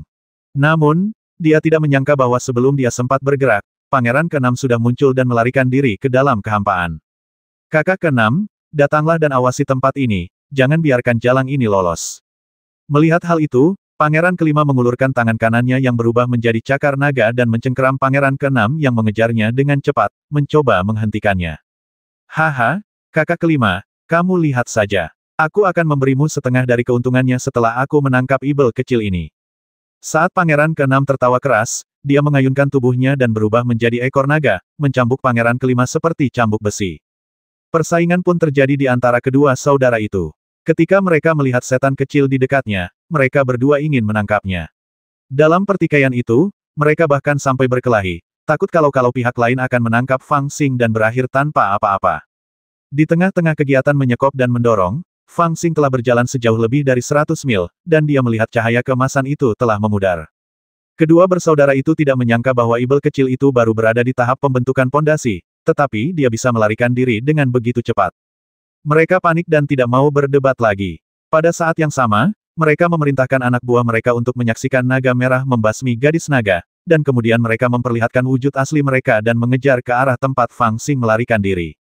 Mereka tidak pernah memiliki kesempatan untuk memasuki domain Xuan, dan meskipun mereka diam-diam mendukung beberapa sekte kecil untuk memasuki domain Xuan, mereka tidak memanfaatkan terlalu banyak peluang berharga.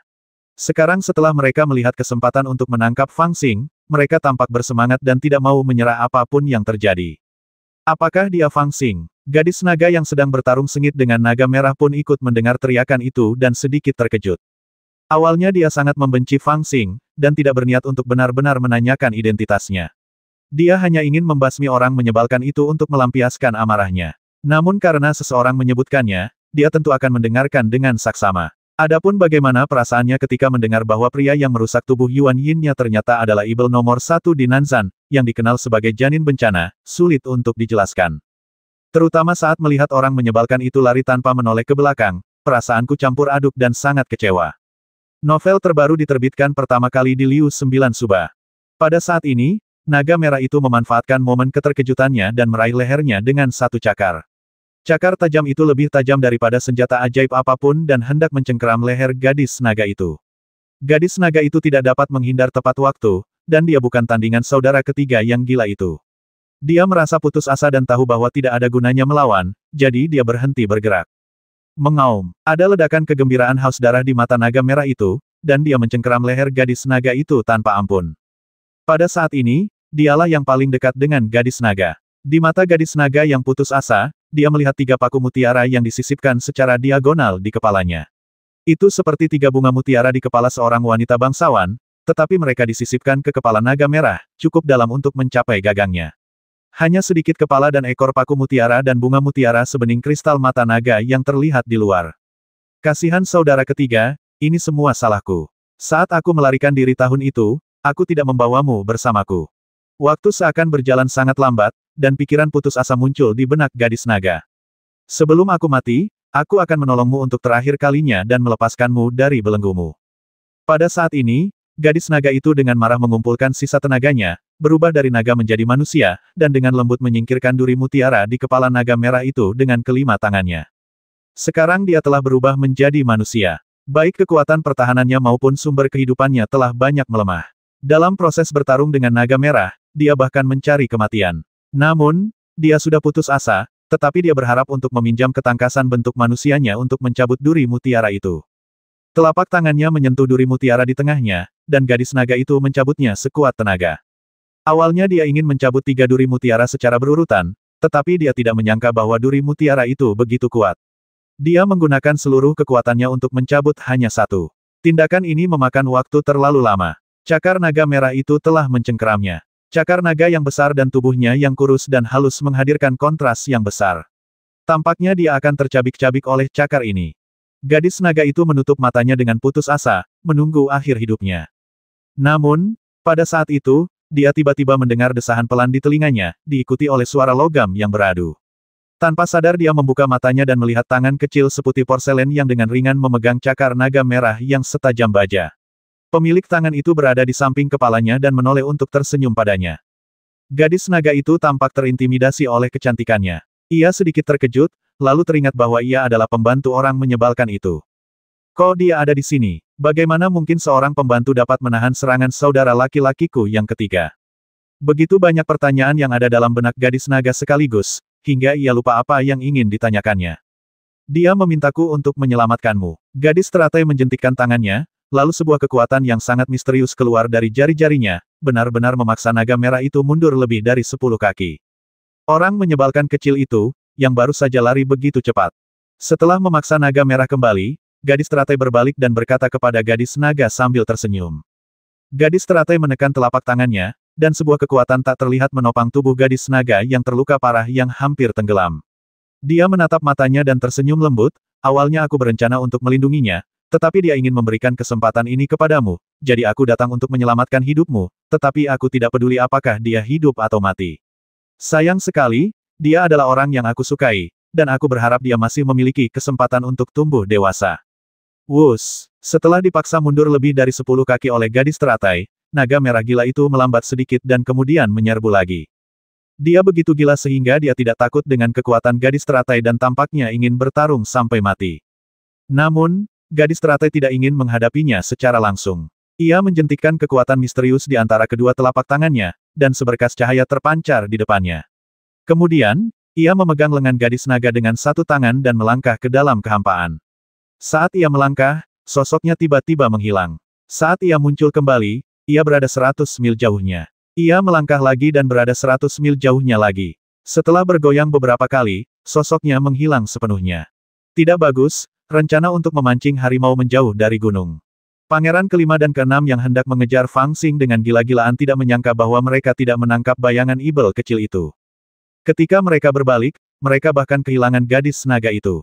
Tak perlu dikatakan, mereka panik. Mereka meraung marah dan melarikan diri dengan cepat. Kemudian mereka melihat sekeliling, tetapi melihat bahwa kekosongan di sekitarnya kosong. Kecuali sekelompok marinir dan jenderal ibel yang telah menderita banyak korban dan para tamu dari klub merah, di mana ada sosok manusia. Ces, apapun yang terjadi, kita harus menangkap jalang itu kembali.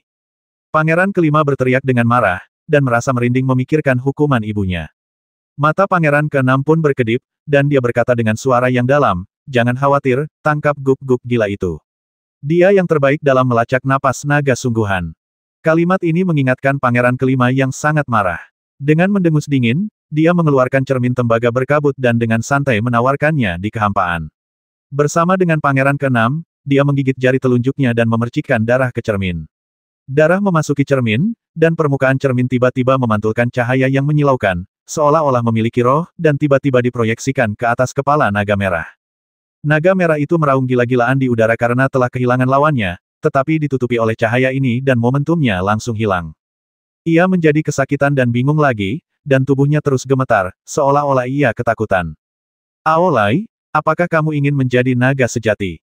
Kalau begitu, hancurkan semua garis keturunan yang akan bersaing denganmu. Saat kau menjadi satu-satunya naga sejati yang tersisa di dunia, kau akan menjadi Raja Naga.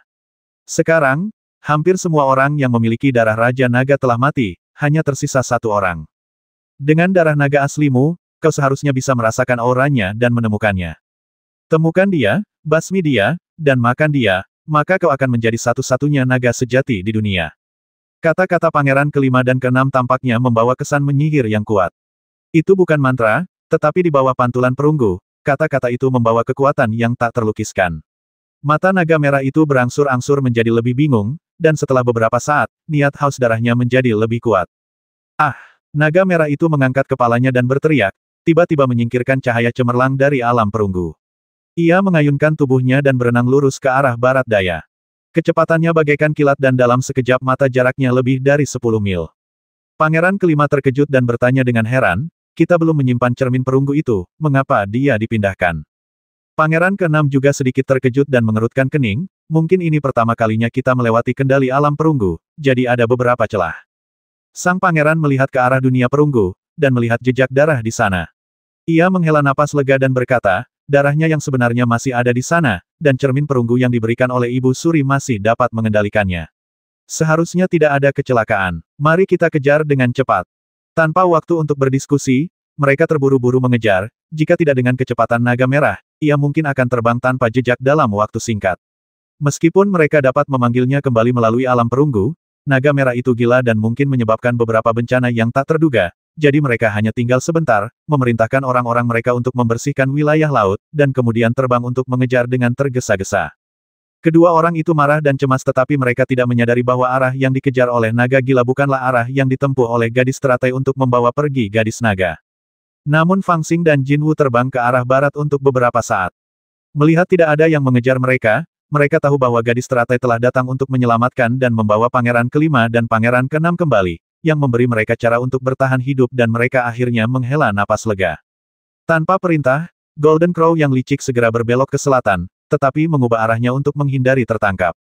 Tanpa menarik napas, Fang Xing mengeluarkan kertas giok tempat gadis teratai meninggalkan pesan, untuk melihat apa yang telah dikatakannya. Saat bepergian bersamamu, ada 7 orang yang mencarimu. Kau harus berhati-hati. Energi spiritual adalah asal mula langit dan bumi. Jangan ingin melindungi dirimu sendiri. Kau harus menggunakan lebih sedikit energi spiritual. Meskipun kau sekarang berada jauh di dalam laut yang sunyi dan jauh dari daratan, begitu energi spiritual bergerak, rahasia surga akan terasa. Orang-orang dengan kultivasi yang hebat dapat menggunakan rahasia surga untuk menemukanmu. Menurut cahaya jiwaku, ada suatu daerah di ujung Laut Cina Selatan yang menyembunyikan rahasia surga dan memungkinkanmu untuk bertahan hidup. Aku harap kau akan berhati-hati dan tidak tersesat di tengah jalan.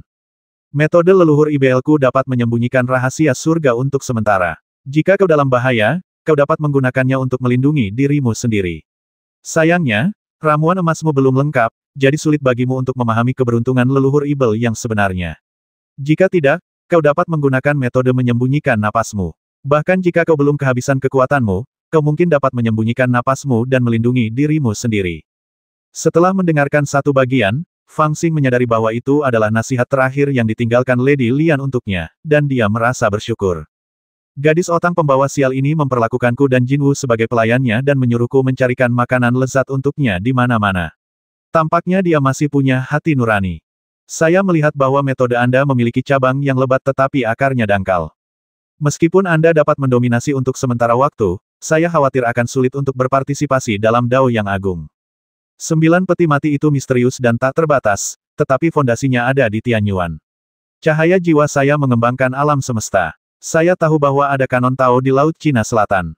Jika Anda mengambilnya, Anda dapat membentuk ramuan dan meletakkan fondasi untuk berpartisipasi dalam Dao yang agung.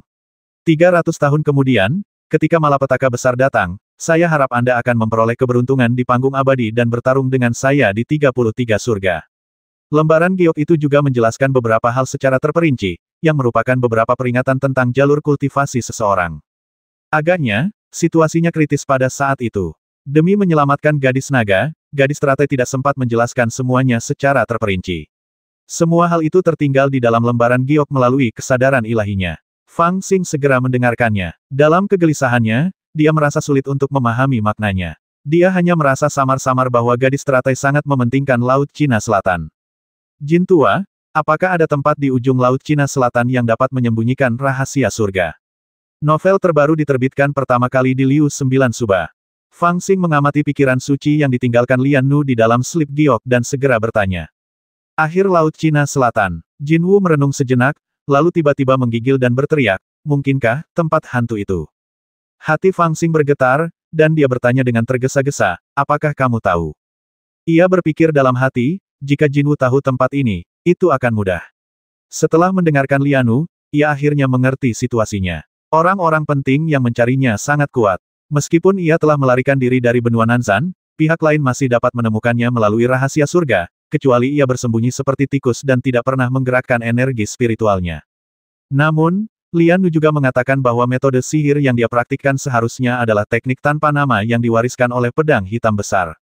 Teknik penyembunyian napas di dalamnya dapat menyembunyikan rahasia surga. Hanya saja tingkat kultivasinya saat ini terlalu rendah, dan dia tidak dapat memahaminya. Dia perlu mempraktikkan teknik penyembunyian napas secara ekstrim setelah dia mencapai tahap Golden Elixir. Hanya dengan begitu dia dapat benar-benar menyembunyikan kebenaran dari surga dan tidak terdeteksi oleh para kultivator Nas Chen Sol melalui rahasia surga. Kalau begitu, tugasku sekarang sederhana. Aku hanya perlu menemukan tempat yang aman untuk sementara dan membentuk ramuan emas. Tanpa diduga, Jin Wu ketakutan saat mendengar apa yang dia katakan, dan berteriak aneh, kamu benar-benar tidak ingin pergi. Fang Xingqi bertanya, tempat macam apa ini? Apakah berbahaya? Jin Wu menghela napas dan berkata, tentu saja itu berbahaya, tetapi tidak ada yang perlu ditakutkan. Sejak aku bersama denganmu, aku hidup dalam ketakutan setiap hari. Aku sudah lama terbiasa dengan apa yang berbahaya dan tidak berbahaya. Tetapi yang menakutkan adalah mudah untuk masuk tetapi sulit untuk keluar dari tempat itu. Mengapa nona muda itu ingin kau pergi ke sana? Apakah kau ingin mengurungmu di sana dan membuatmu menderita? Lebih mudah masuk daripada keluar. Fang Xing sedikit terkejut. Dia tidak menyangka Jin Wu akan mengatakan itu. Jin Wu berteriak, sulit untuk mengatakannya dengan lantang, tetapi kedengarannya bagus. Banyak orang berpikir bahwa tempat neraka adalah tempat yang bisa dimasuki tetapi tidak bisa keluar. Begitu masuk, rasanya seperti di penjara di dalam. Saya khawatir Anda tidak akan bisa keluar selama sisa hidup Anda. Sejak tempat neraka ada, hanya orang-orang yang diburu oleh musuh-musuh mereka dan tidak punya tempat lain untuk dituju yang akan masuk ke sana. Begitu mereka masuk, mereka tidak akan berencana untuk keluar lagi. Fang Xing mengerutkan kening saat mendengar ini apa-apaan tempat ini. Jinwu berkata tempat legendaris tempat surga dan bumi terpisah, tempat para kultivator yang putus asa memenjarakan diri mereka sendiri, Nanhai Guiksu. Nanhai Guiksu, Fang Xing menundukkan kepalanya dan merenungkan nama itu, tidak tahu apa yang sedang dipikirkannya. Jinwu berkata konon, Nanhai Guiksu adalah dojo dari sekte besar kuno Taisang Dao. Dojo itu pernah berada di puncak kejayaannya dan dapat dikatakan mendominasi dunia. Kemudian, karena alasan yang tidak diketahui, tempat itu menyinggung surga dan dihujani guntur selama 33 hari. Semua pengikut sekte itu terbasmi atau terluka. Tidak ada seorang pun yang tersisa di sekte sebesar itu. Tempat di mana sekte ini berada juga telah berubah menjadi tempat yang aneh. Formasi dojo yang rusak, kekosongan yang hancur, dan rahasia surgawi yang tidak teratur telah menyegel area ini, mengubahnya menjadi tempat yang setenar Yaoqi, Moyuan, Yaota, dan beberapa tempat rahasia lainnya. Tempat itu dalam dan aneh, dan bahkan para kultivator jiwa baru lahir tidak dapat menjelajahi rahasia di dalam area ini. Selama ribuan tahun, hanya mereka yang diburu oleh dunia dan tidak memiliki jalan keluar, atau mereka yang berjiwa petualang dan mendambakan fondasi Taisang Dao, yang akan bertarung sampai mati dan menerobos Guiksu untuk mencoba peruntungan mereka. Tidak ada seorang pun yang keluar. Fang Xing sedikit terkejut. Jinwu menggelengkan kepalanya dan berkata, itu tidak sepenuhnya mutlak. Aku pernah membaca di buku-buku kuno bahwa 3000 tahun yang lalu, 9 peti mati jatuh dari langit, menyebabkan perubahan besar dalam energi langit dan bumi, dan retakan muncul di Guiksu. Beberapa orang memanfaatkan kesempatan itu untuk melarikan diri dari Guiksu. Karena itulah dunia mengetahui beberapa kondisi di dalam Guiksu, tetapi selain waktu itu, tidak ada yang bisa melarikan diri. Sudah menjadi konsensus di antara dunia bahwa Guiksu Laut Cina Selatan dapat dimasuki tetapi tidak dapat ditinggalkan. Kalian pasti tidak memiliki pikiran yang beruntung. Itu tidak akan berhasil. Cari cara lain. Setelah mendengar ini, Fang Xing juga menjadi serius dan menolak memasuki tempat terkutuk itu bahkan jika dia dipukuli sampai mati. Ketika mereka tengah memikirkan kemana mereka akan melarikan diri, agar dapat menyembunyikan rahasia itu, mereka tiba-tiba merasakan adanya krisis. Fang Xing menggunakan teknik mata ajaibnya untuk melihat ke arah utara, dan tiba-tiba melihat bayangan merah, menjulang dan mengejarnya dengan cepat. Otang pembawa sial, kenapa naga gila itu mengejar kita? Lari, lari.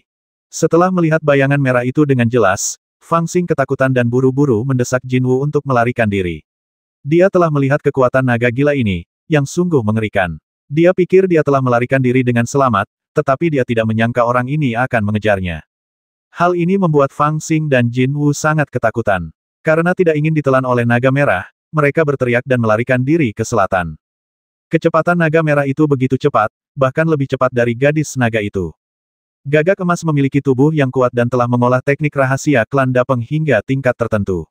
Para pembudidaya biasa di tahap akhir jin dan hanya bisa mengikutinya dan memakan debu. Namun, mereka tidak menyangka bahwa mereka tidak bisa menyingkirkan naga gila ini.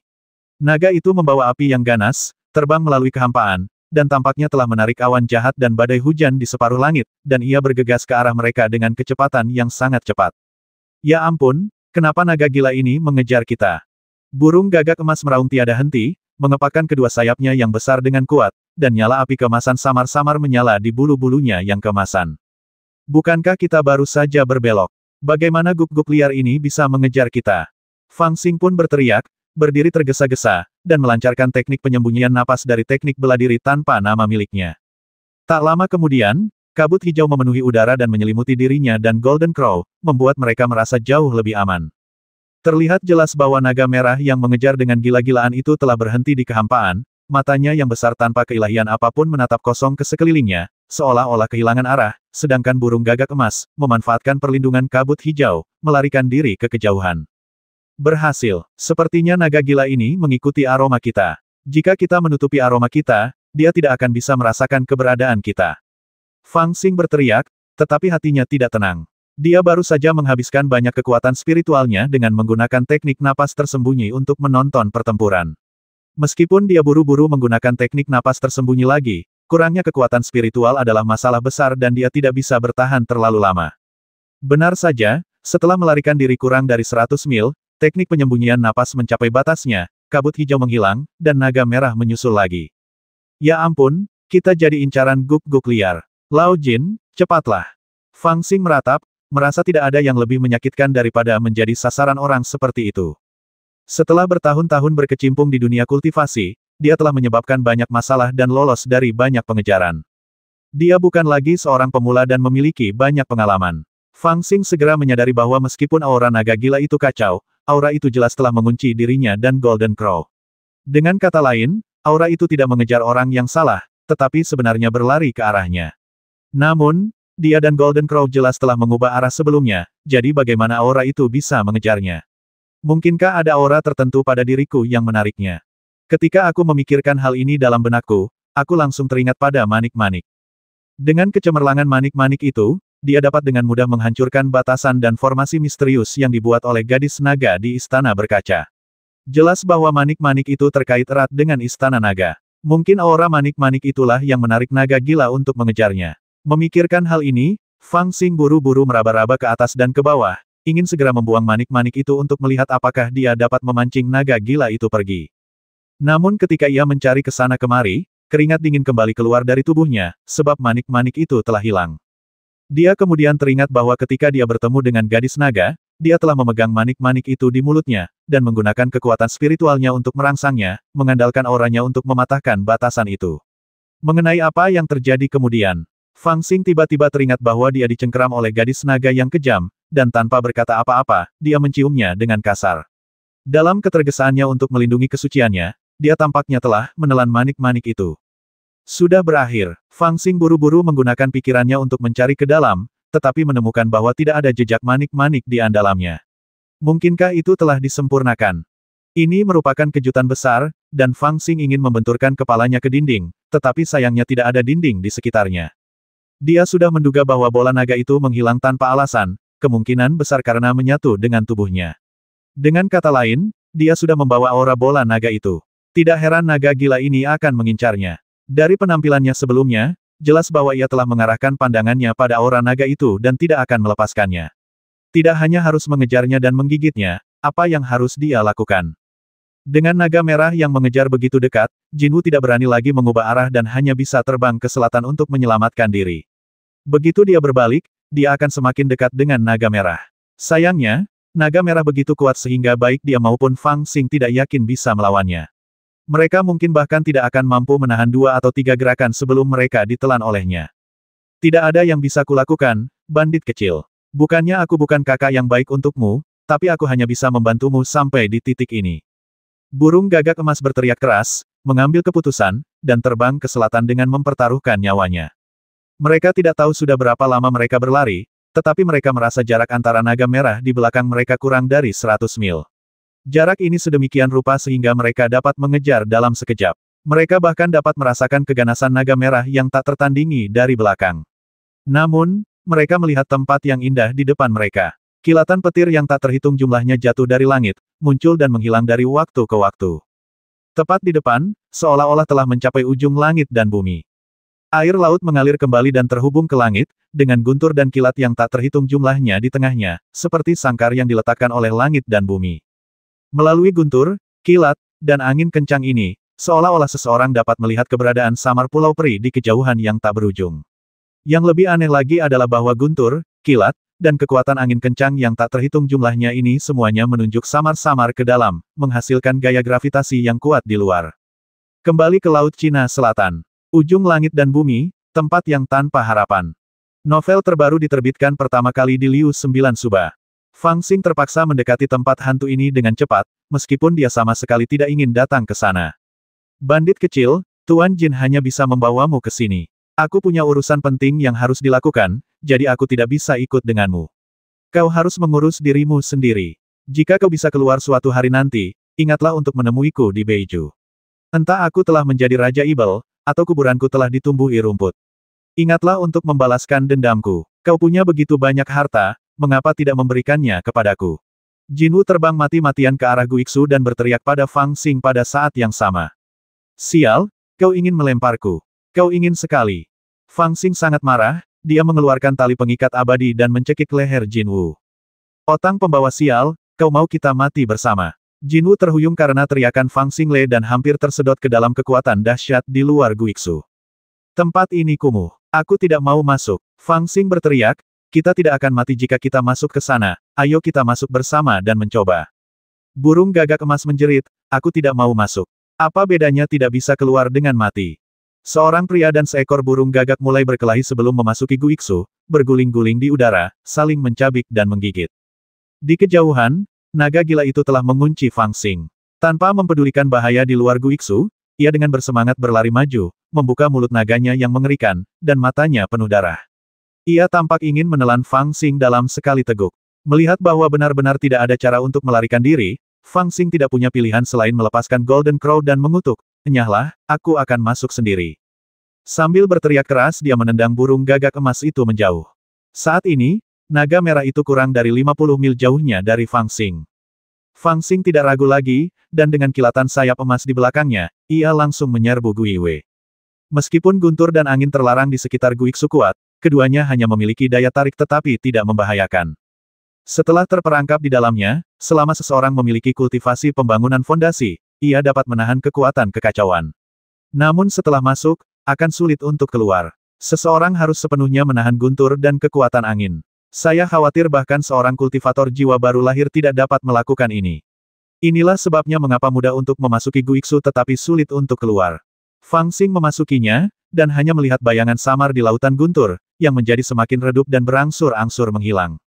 Jin Wu menatap bayangan Fang Xing, mendesah pelan, dan berkata, aku benar-benar ada sesuatu yang harus dilakukan, jangan salahkan aku. Ia hanya sempat mendesah, saat melihat naga merah itu datang semakin cepat, ia pun cepat-cepat mundur, dengan cahaya keemasan yang memancar dari punggungnya. Ia berpura-pura bahwa Fang Xing masih berada di punggungnya, dan berteriak pada naga merah itu cacing panjang kecil, jika kau punya nyali, kejar Tuan Jinmu. Ia berteriak dan segera terbang ke langit. Namun, ia tidak tahu alasan mengapa naga merah itu mengejar Fang Xing, dan hanya berpikir bahwa ia dapat membawa naga merah itu pergi.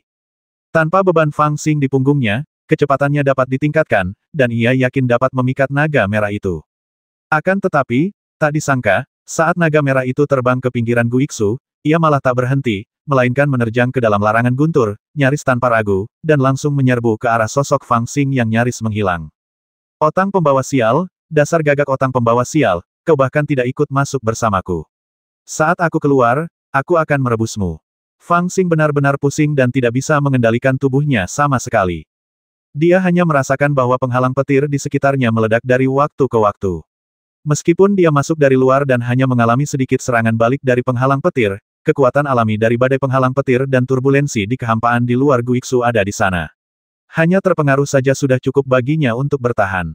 Dia hanya bisa menggertakkan giginya dan mengerahkan kekuatan spiritualnya untuk membungkus seluruh tubuhnya untuk melawan untuk sementara waktu.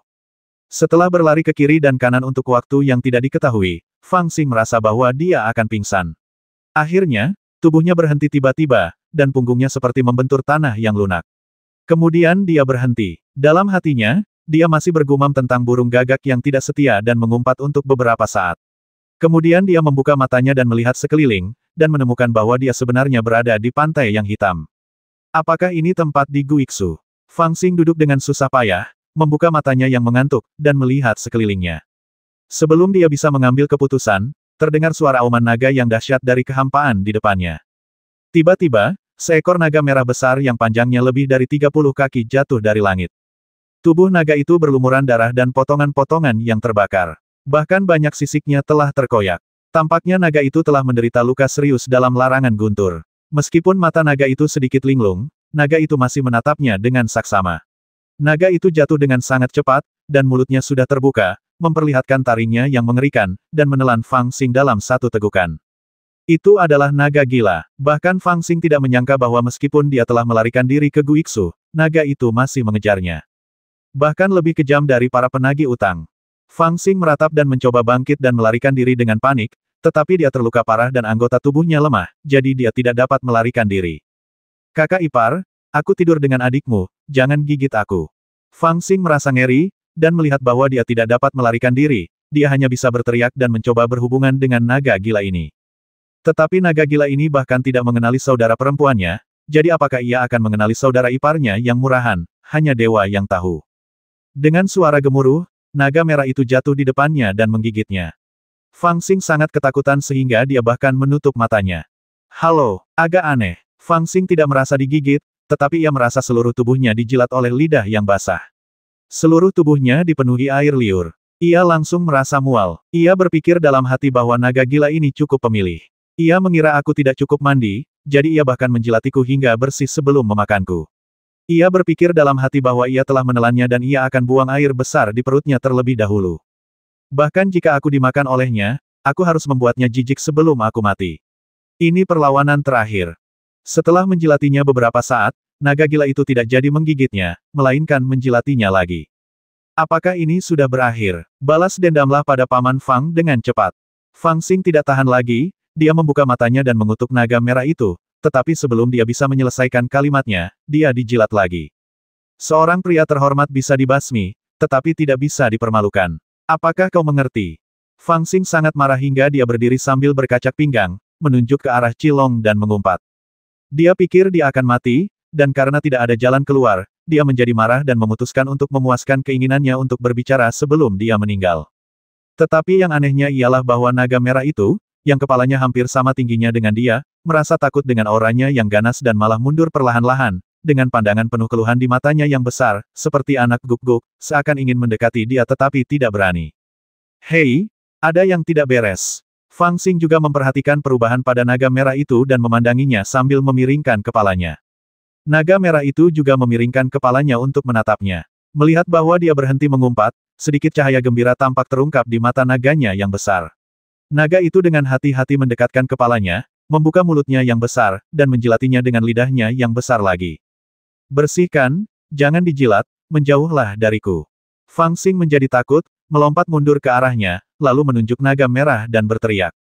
Naga merah itu langsung merasa sedih, lalu menundukkan kepala besarnya ke tanah, menatap Fang Xing tanpa berkedip. Hei, ini tidak terlihat seperti ekspresi yang kamu tunjukkan saat sedang memeriksa makanan. Fang Xing meletakkan tangannya di belakang punggungnya dan melihatnya dengan saksama. Namun, dia tahu bahwa orang-orang tidak akan memandang makanan seperti itu.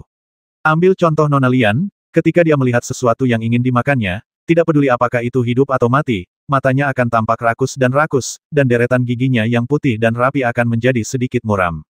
Binatang ini tampaknya tidak menaruh rasa permusuhan sedikit pun padaku. Fang Xing bergumam pada dirinya sendiri, harapan muncul di hatinya, dan dia mulai mundur diam-diam.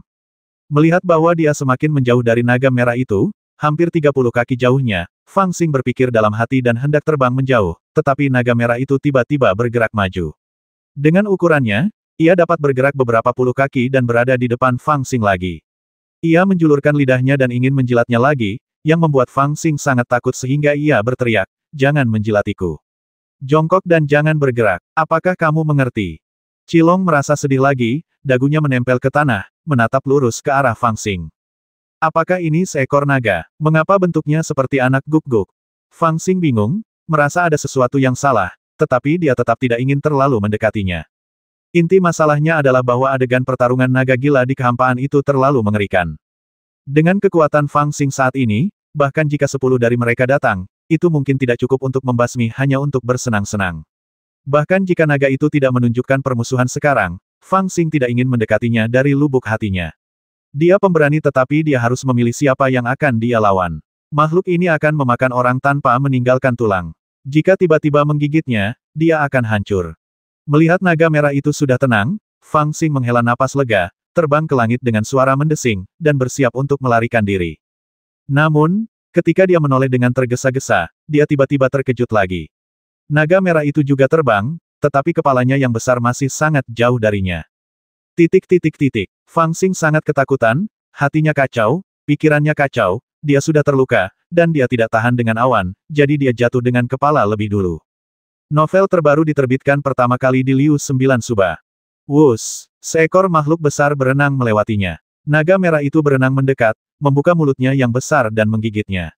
Jantung Fang Xing tiba-tiba bergetar, berpikir bahwa ia akan mati di mulut binatang buas ini cepat atau lambat. Ia hendak melepaskan ikat pinggangnya untuk melakukan perlawanan terakhir, tetapi ia mendapati bahwa naga merah itu tidak benar-benar menelannya. Sebaliknya, ia bergoyang ke tanah, sedikit rileks, dan membiarkannya pergi.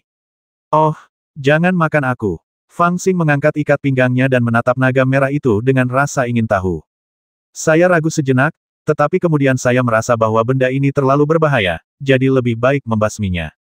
Karena dia tidak bisa menyingkirkannya, dia hanya harus membasmi orang ini terlebih dahulu.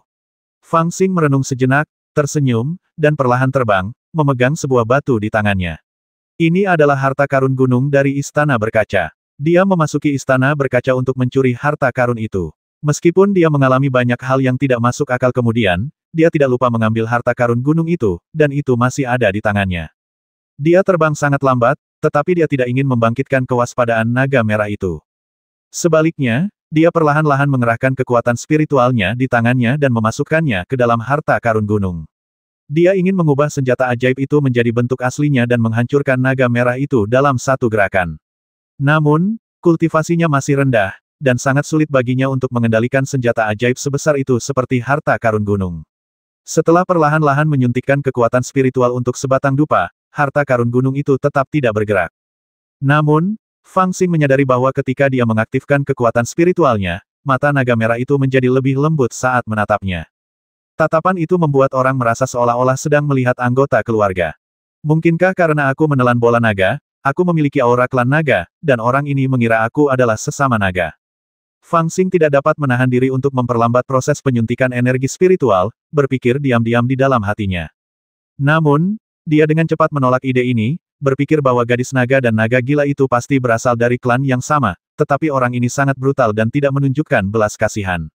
Meskipun dia tidak tahu mengapa naga itu berperilaku begitu baik sekarang, begitu naga itu menjadi gila, dia tidak akan punya tempat untuk melarikan diri. Akan lebih baik membasminya untuk menghindari kecelakaan. Ketika dia memikirkan hal ini, dia meningkatkan kecepatan Sanbao. Namun, tepat saat 9 titik terlarang pada harta karun gunung itu menyala dan dibuka satu persatu, tiba-tiba, naga merah yang berbaring patuh di depan Fang Xing mengubah pandangannya dan tiba-tiba memperlihatkan aura ganas yang kuat, yang membuat Fang Xing takut. Sebelum dia sempat bereaksi, naga merah itu meraung dan menyerbu ke arahnya. Fang Xing terluka parah, dan tidak mudah baginya untuk mengaktifkan harta karun gunung itu, jadi bagaimana dia bisa bersembunyi. Namun, tampaknya tidak perlu bersembunyi lagi, karena naga merah itu melewatinya dengan suara whoosh dan langsung berlari menuju monster besar di belakang Fang Xing. Fang Xing kemudian menyadari bahwa monster seperti itu telah muncul di belakangnya tanpa dia sadari. Dengan kemampuan penginderaannya, seharusnya tidak sulit untuk menemukannya, tetapi dia berkonsentrasi untuk mendesak Sanbao dan tidak menyadari kedatangan makhluk di belakangnya. Dengan suara bang, naga merah itu bertabrakan dengan makhluk raksasa itu, dan keduanya langsung bertarung satu sama lain dengan suara yang mengerikan. Fang Xing kemudian menyadari bahwa makhluk raksasa itu sebenarnya adalah seekor kera raksasa yang tingginya hampir 10 kaki, memegang tongkat besar di tangannya. Ketika naga merah itu menerkam, kera raksasa itu telah mengayunkan tongkat di tangannya. Jika dia sedikit lebih lambat, dia mungkin akan berubah menjadi pasta daging. Kera ganas itu jelas punya niat jahat, seperti yang terlihat dari tongkat besar di tangannya. Naga merah itu juga bukan orang yang bisa dianggap remeh. Begitu melompat keluar, ia mulai bertarung dengan kera ganas itu. Tubuh naga itu melilit kera ganas itu, dan cakarnya yang tajam menggaruk-garuk seperti sedang menggali lumpur, membuat kera ganas itu berlumuran darah di sekujur tubuhnya. Kera itu meraung kesakitan, menarik leher naga itu dengan satu tangan dan memukulnya dengan tongkat besar di tangan lainnya. Fang Xing segera melihat kesempatan itu dan bergegas ke samping untuk menonton, tetapi semakin dia menonton, semakin takut pula dia. Dia telah melihat kekuatan naga merah, yang bisa membasmi inti emas semudah merobek rumput, tetapi dia tidak menyangka akan membutuhkan begitu banyak upaya untuk menghadapi kera ganas ini. Bukankah semua binatang purba sudah mati? Setelah mengamati dengan saksama selama beberapa saat, Fang Xing mengaktifkan cermin dewa dan ibel yin yang dan mengidentifikasi asal-usul kera ganas itu. Ia langsung terkejut. Kera ganas ini sebenarnya adalah makhluk yang berbeda dari monster. Orang-orang biasanya menyebutnya binatang buas. Ia biasa ditemukan di dunia pada zaman dahulu, dan pernah mendominasi dunia. Tubuhnya ganas, dan ia terlahir dengan kekuatan supranatural. Bahkan para pembudidaya hebat dari ras manusia tidak dapat mengalahkannya. Namun, kemudian dunia berubah drastis, ras manusia bangkit dan mendominasi dunia, sementara binatang buas menjadi semakin langka, dan kecuali beberapa ras, semuanya menurun. Jika dihitung, klan naga juga termasuk jenis binatang buas, tetapi berbeda dengan binatang buas lainnya. Klan naga mempraktikkan cara agung etiket dan kebenaran ras manusia, membangkitkan kecerdasan mereka, dan dengan bantuan beberapa orang suci besar di dunia, meningkatkan sistem latihan dan kekuatan magis klan naga, dan secara bertahap beradaptasi dengan aturan dunia saat ini. Mereka tidak hanya tidak punah, tetapi mereka telah bangkit di masa sekarang dan masih menjadi salah satu ras terkuat di dunia. Dikabarkan bahwa selain dari beberapa leluhur binatang buas yang tidur di sarang klan monster, dan beberapa urat nadi ibel di Shihenyu yang memiliki hubungan yang tidak jelas dengan binatang buas kuno, hampir tidak ada binatang buas yang dapat dilihat di dunia. Fang Xing tidak pernah menyangka akan melihat monster semacam ini yang hanya ada dalam legenda di Guixu, Laut Cina Selatan. Dia benar-benar ketakutan. Binatang buas semacam ini memiliki kekuatan alami yang tak terbatas. Darah kera buas ini berkali-kali lipat lebih kuat daripada gagak emas saat ini. Menurut pendapat Fang Xing, ketika makhluk ini mulai bertarung, kekuatannya sudah cukup untuk melawan gagak emas dalam pertarungan jarak dekat. Untungnya, ada naga gila seperti guk-guk liar yang mengikutinya untuk bertarung demi dirinya, kalau tidak, dia akan mendapat masalah. Guixu ini benar-benar bukan tempat yang bagus. Gagak yang mati itu pintar dan melarikan diri lebih awal, meninggalkanku sendirian untuk menderita dengan menyedihkan. Fang Xing duduk di samping pohon kelapa, menendang buah kelapa yang besar, dan meminum sarinya sambil menyaksikan pertarungan naga-naga gila itu. Pukul dia, gigit dia dengan keras, sial, dia berani menyerangku, gigit orang menyebalkan ini sampai mati. Mereka menonton dan bersorak seolah-olah tidak terjadi apa-apa, dan tidak berniat untuk maju membantu. Sorakannya membuat naga gila makin bersemangat, menggelengkan kepala dan mengibas-ngibaskan ekor sambil mencabik daging itu dengan kuat. Sebenarnya, kekuatan naga gila ini jauh lebih kuat daripada kera ganas itu. Hanya saja ketika memasuki Guixu, karena tubuhnya yang besar, ia terkena larangan petir dan menderita luka parah. Kurang dari 10% kekuatannya yang tersisa, itulah sebabnya ia telah terjerat dengan kera ganas itu begitu lama, tetapi ia masih unggul. Sekarang setelah bersemangat, ia menggigit lebih keras dan mencabik lebih ganas, menyebabkan kera ganas itu menjerit kesakitan. Setelah bertarung beberapa kali, ia menyadari bahwa ia tidak sebanding dengan naga gila itu, jadi ia berguling di antara gunung-gunung dan pohon-pohon besar, memanfaatkan kesempatan itu untuk melepaskan diri dari jeratan naga gila itu. Ia bahkan tidak membutuhkan tongkat besar lagi, dan melarikan diri dengan cepat, melompati dua gunung dalam sekejap dan menghilang. Berdasarkan temperamen Feng Long, ia biasanya akan mengejar Fang Xing dan melawannya sampai mati. Namun, saat hendak terbang ke langit, ia sepertinya teringat pada Fang Xing. Setelah ragu sejenak, ia berbalik dan terbang kembali, mendekatkan kepalanya yang besar ke Fang Xing sambil menatap dengan pandangan menjilat. Melihat lidahnya hendak menjilatnya lagi, Fang Xing buru-buru berteriak, "Berhenti!" Feng Long berhenti dan menatap Fang Xing dengan mata besarnya yang berkedip. Fang Xing memegang kelapa besar di tangannya dan ingin membantingnya ke kepala naga merah itu. Setelah ragu-ragu sejenak, dia menjatuhkannya ke tanah dengan suara bang. Dia menunjuk hidung naga merah itu dan mengutuk mengapa kamu begitu tidak berguna sehingga membiarkan monkey besar itu pergi.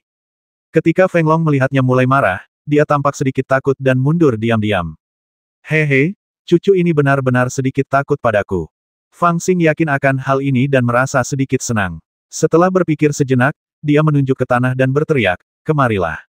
Naga gila itu meliriknya, lalu menggeliat maju, dengan kepala besarnya tepat di kakinya. Fang Xing juga mengambil keputusan dan melompat ke kepala naga merah sambil berteriak, "Terbang." Feng Long nampaknya mengira Fang Xing sedang mendekatinya dengan melompat ke atas kepalanya, jadi dia sangat gembira dan terbang dengan gembira. Hati Fang Xing sebenarnya terikat erat pada seutas benang, dan dia mengamati Feng Long dengan saksama. Kemunculan kera ganas tadi membuatnya sedikit waspada. Dia sudah mulai berpikir bahwa jika Guixu ini dipenuhi oleh binatang buas yang mengerikan, akan sulit baginya untuk bertahan hidup dengan kekuatannya yang terbatas. Memiliki naga gila ini yang mengikutinya adalah semacam jaminan, tetapi dia harus menguji apakah naga gila ini benar-benar patuh. Jika naga itu masih menggila sesekali, akan lebih baik baginya untuk membasminya dengan cepat.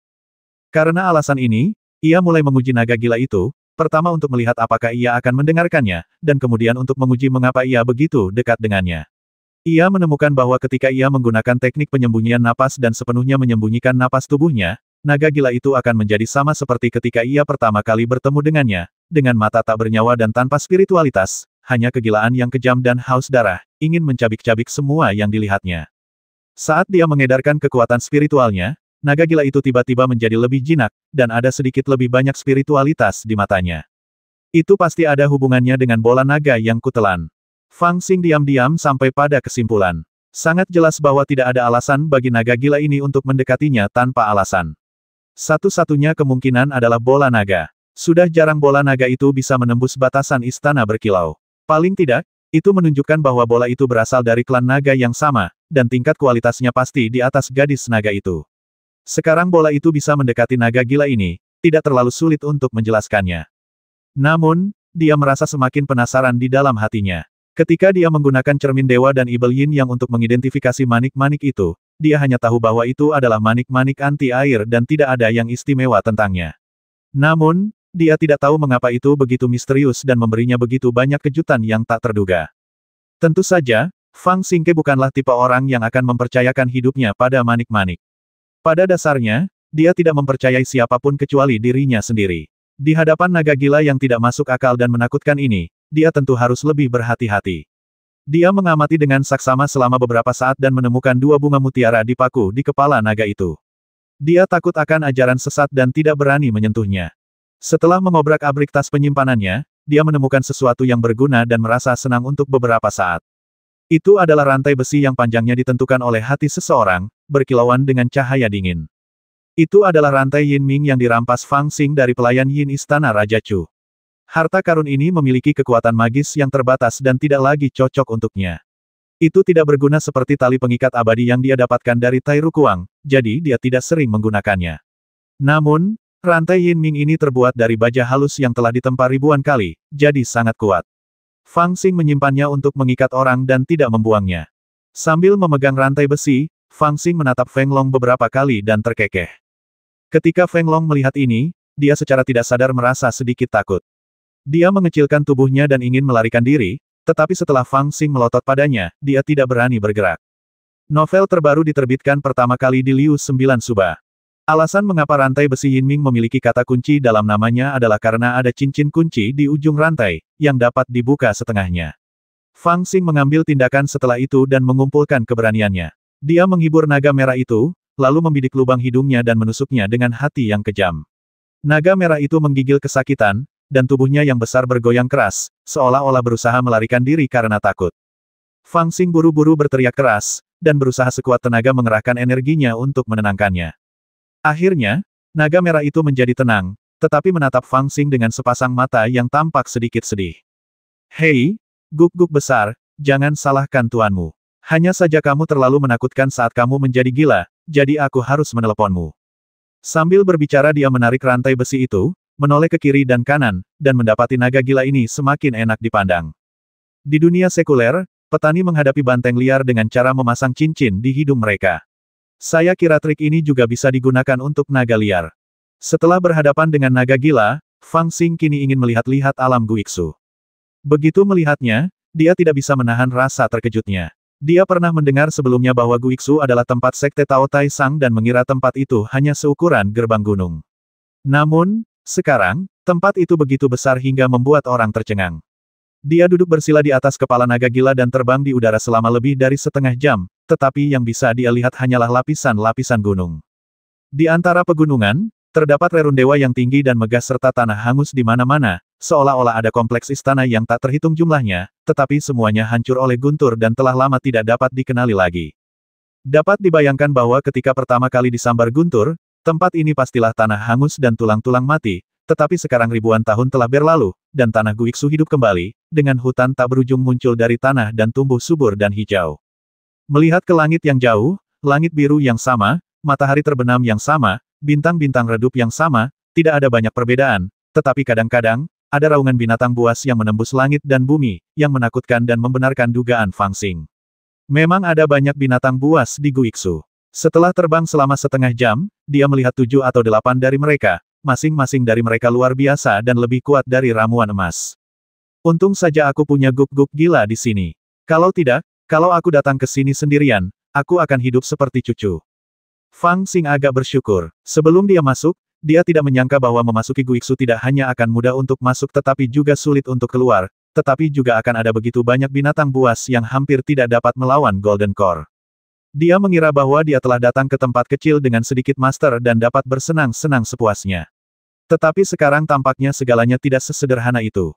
Jinwu telah mengatakan bahwa ada juga manusia yang berkumpul di Guiksu, tetapi mereka dapat bertahan hidup di lingkungan yang dikelilingi oleh binatang buas, yang menunjukkan bahwa kekuatan manusia itu pasti kuat. Kultivasinya di tahap akhir pembangunan fondasi mungkin tidak cukup untuk menjadi liar. Setelah terbang berkeliling dan memperoleh pemahaman umum tentang lingkungan dalam radius 1000 mil, Fang Xing tidak terburu-buru untuk segera keluar. Ia dan Cilong sama-sama menderita beberapa luka saat memasuki Guiksu. Ia lebih baik, tetapi Cilong terluka parah dan menghadapi beberapa masalah besar, yang mungkin sulit diatasi. Selain itu, ia butuh waktu untuk menyelesaikan pengalamannya di Istana Liuli. Dengan pemikiran ini, Fang Xing menemukan sarang harimau cantik dan meminta Crazy Dragon untuk menggigit harimau itu sampai mati. Kemudian ia mengambil alih sarang harimau itu dan mengubahnya menjadi gua sederhana. Ia meminta Crazy Dragon untuk berjaga di luar pintu masuk gua dan memasang banyak larangan untuk mencegah Crazy Dragon. Setelah meninggalkan berbagai metode, ia mulai mundur untuk menyembuhkan luka-lukanya dan meningkatkan kultivasinya. Selama berada di Istana Mengkilap, dia punya banyak koneksi dan mengumpulkan banyak pengalaman, jadi bahkan dia tidak tahu seberapa jauh dia bisa menerobos. 390.